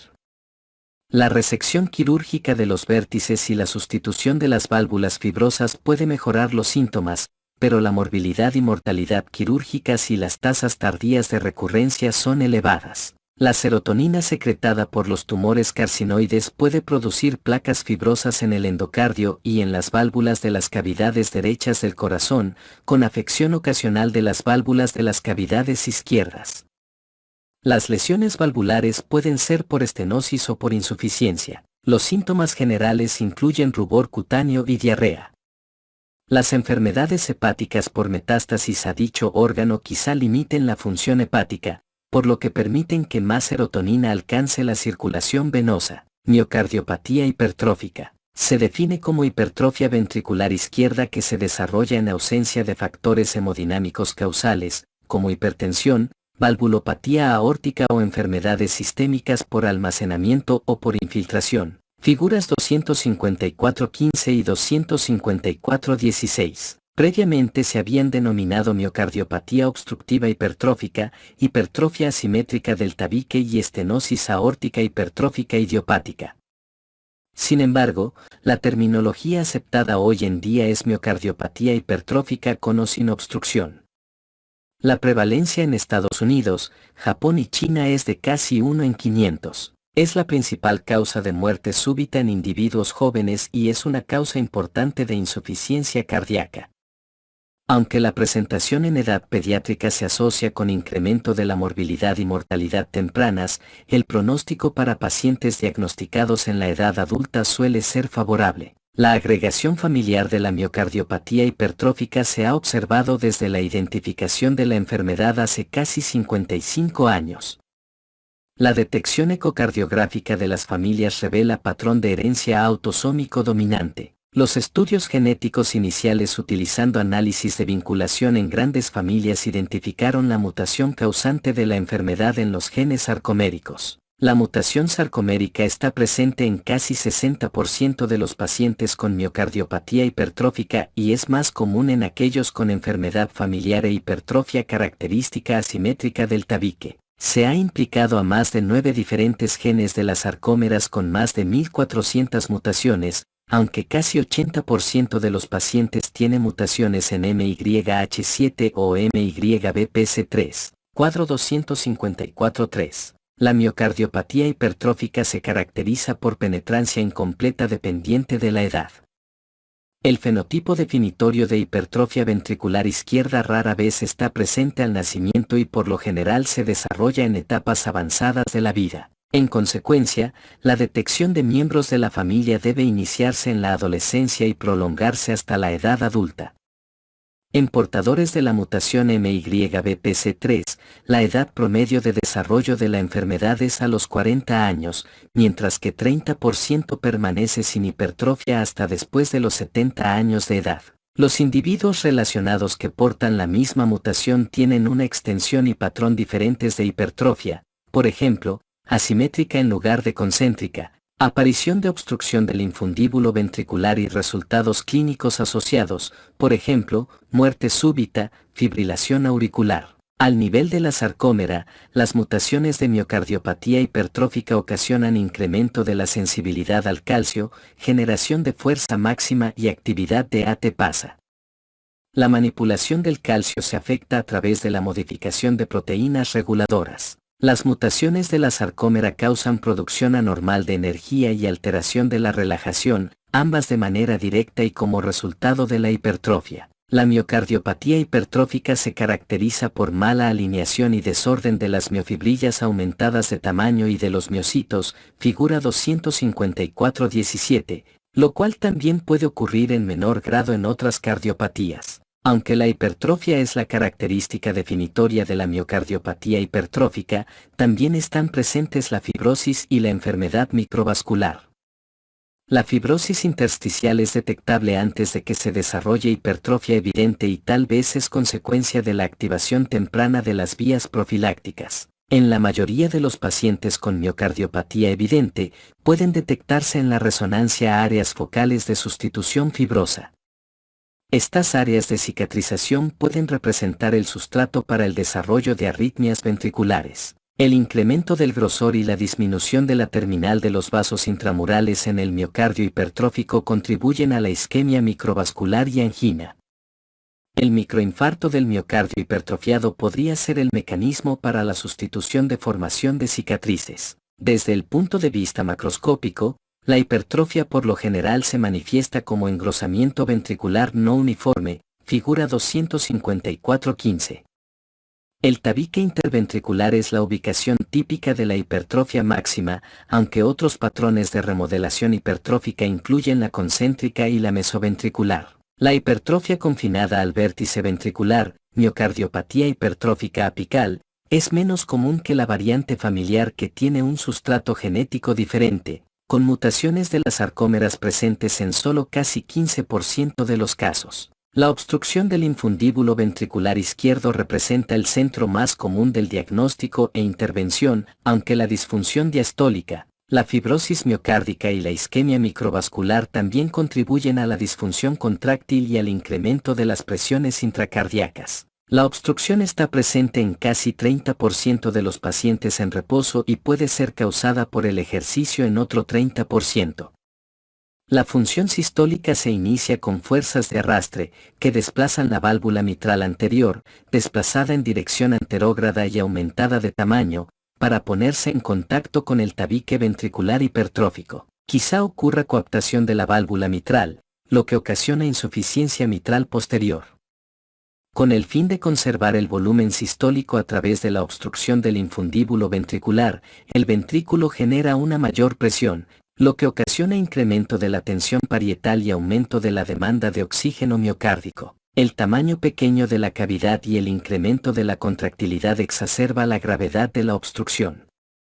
Las enfermedades con precarga baja, como la deshidratación y la poscarga baja, como ocurre en la vasodilatación arterial, pueden ocasionar hipotensión transitoria y casi síncope. El soplo de eyección sistólica de obstrucción del infundíbulo ventricular izquierdo es áspero y alcanza su punto máximo en etapas tardías y puede incrementarse por maniobras al lado de la cama que disminuyen el volumen ventricular y que empeoran de manera transitoria la obstrucción, como mantenerse en posición de cuclillas o realizar la maniobra de Valsalva. Diagnóstico. La variabilidad sustancial de la patología de la miocardiopatía hipertrófica se refleja en la diversidad de presentaciones clínicas.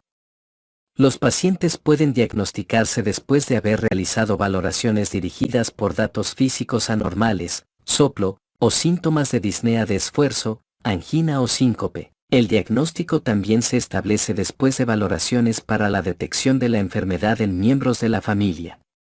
Los estudios de imagen cardíaca, figura 254-16, son centrales para el diagnóstico por la insensibilidad de la exploración física y el electrocardiograma y la necesidad de descartar otras causas de hipertrofia. La identificación de mutaciones que causan la enfermedad en un individuo afectado puede centrar las valoraciones familiares a los portadores de la mutación, pero esta estrategia requiere un elevado grado de certeza de que la mutación es verdaderamente patógena y no corresponde a una variante benigna de ácido desoxirribonucleico. No es necesaria la biopsia para diagnosticar miocardiopatía hipertrófica, pero puede utilizarse para descartar enfermedades infiltrativas y metabólicas.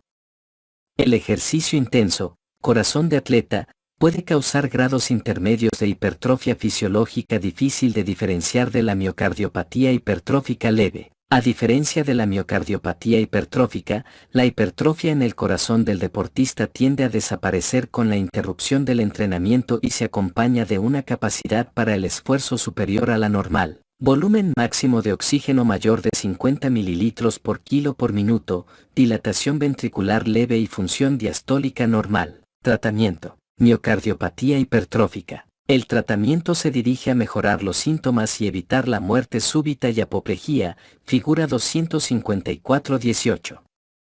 La obstrucción del infundíbulo ventricular izquierdo puede controlarse con tratamiento médico en la mayoría de los pacientes. Los antagonistas beta-adrenérgicos y los antagonistas de los conductos del calcio tipo L, por ejemplo, verapamilo, son los fármacos de primera línea para reducir la gravedad de la obstrucción al disminuir la frecuencia cardíaca, incrementar el llenado diastólico y reducir la contractilidad.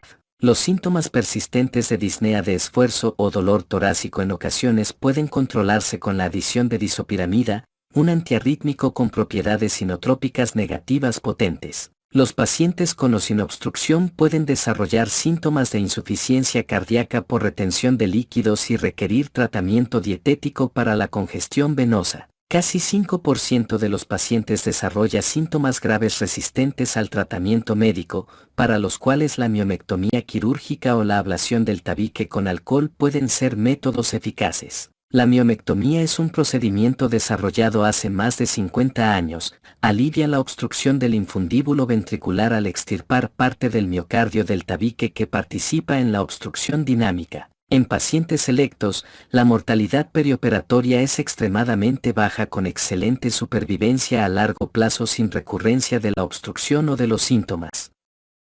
La reparación de la válvula mitral o su sustitución suele ser innecesaria ya que la insuficiencia mitral excéntrica asociada se resuelve con la miomectomía sola. La ablación del tabique con alcohol en pacientes con anatomía coronaria apropiada puede aliviar la obstrucción del infundíbulo ventricular a través de un infarto controlado del tabique proximal, lo que produce resultados similares al procedimiento con reducción del gradiente similar a la miomectomía quirúrgica. Hasta que se demuestren resultados a largo plazo para este procedimiento, se relega principalmente a pacientes que deseen evitar la cirugía o que tienen enfermedades asociadas que limitan la realización del procedimiento. Ningún procedimiento ha demostrado resultados diferentes a la mejoría de los síntomas. Con ambos procedimientos la complicación más común es el desarrollo de bloqueo cardíaco completo que requiere de marcapasos permanente.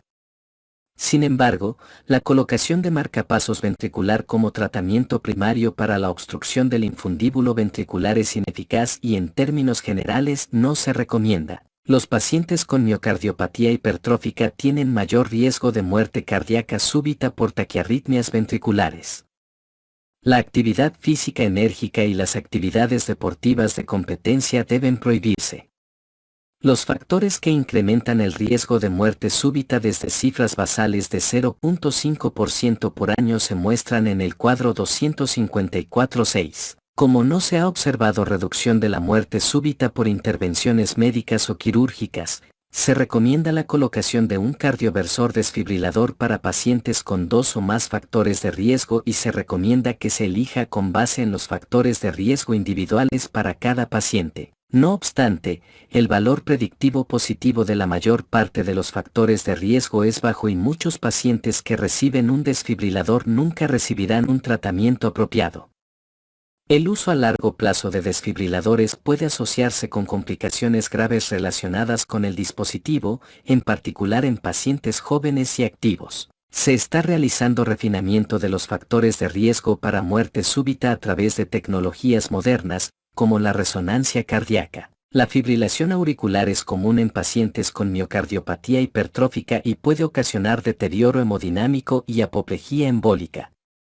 La respuesta ventricular rápida se tolera mal y puede empeorar la obstrucción del infundíbulo ventricular. Los antagonistas beta-adrenérgicos y los antagonistas de conductos del calcio tipo L reducen la conducción auriculoventricular y mejoran los síntomas. Se evita el empleo de glucósidos cardíacos, ya que pueden incrementar la contractilidad y empeorar la obstrucción. Los síntomas exacerbados por la fibrilación auricular pueden persistir pese a un control adecuado de la frecuencia cardíaca por pérdida de la sincronía aurículo-ventricular y pueden requerir el restablecimiento del ritmo sinusal. La disopiramida y la amiodarona son los antiarrítmicos preferidos, considerando el empleo de ablación por radiofrecuencia para los casos resistentes al tratamiento médico.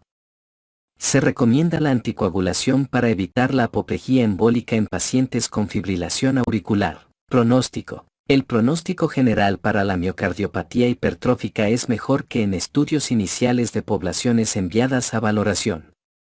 Para pacientes diagnosticados en la edad adulta, la supervivencia es comparable con poblaciones de edad similar sin miocardiopatía. El riesgo de muerte cardíaca súbita es menor al 1% por año. Sin embargo, hasta 1 de cada 20 pacientes progresa a disfunción sistólica evidente con disminución de la fracción de eyección con o sin remodelación con dilatación, agotamiento cardíaco o miocardiopatía hipertrófica en etapa terminal. Estos pacientes sufrirán de bajo gasto cardíaco y tendrán elevado riesgo de muerte por insuficiencia cardíaca progresiva y muerte súbita, a menos que se sometan a trasplante cardíaco. Consideraciones globales. La comparación de las enfermedades del miocardio en diferentes épocas y países se complica por las diferencias en las técnicas para el diagnóstico, como la biopsia endomiocárdica, las pruebas de los genomas virales y los anticuerpos específicos. Las muertes atribuidas a miocardiopatía/miocarditis según el estudio Carga Mundial de Morbilidad aumentaron 51% entre 1990 y 2013. Mientras que las tasas de mortalidad ajustadas por edad disminuyeron 12.6% y los años de vida perdidos por discapacidad disminuyeron un 4%. A modo de comparación, las tasas de mortalidad actuales son comparables a las de la enfermedad cardíaca reumática, que disminuyó en general 26.5 y 55% después del ajuste por edad.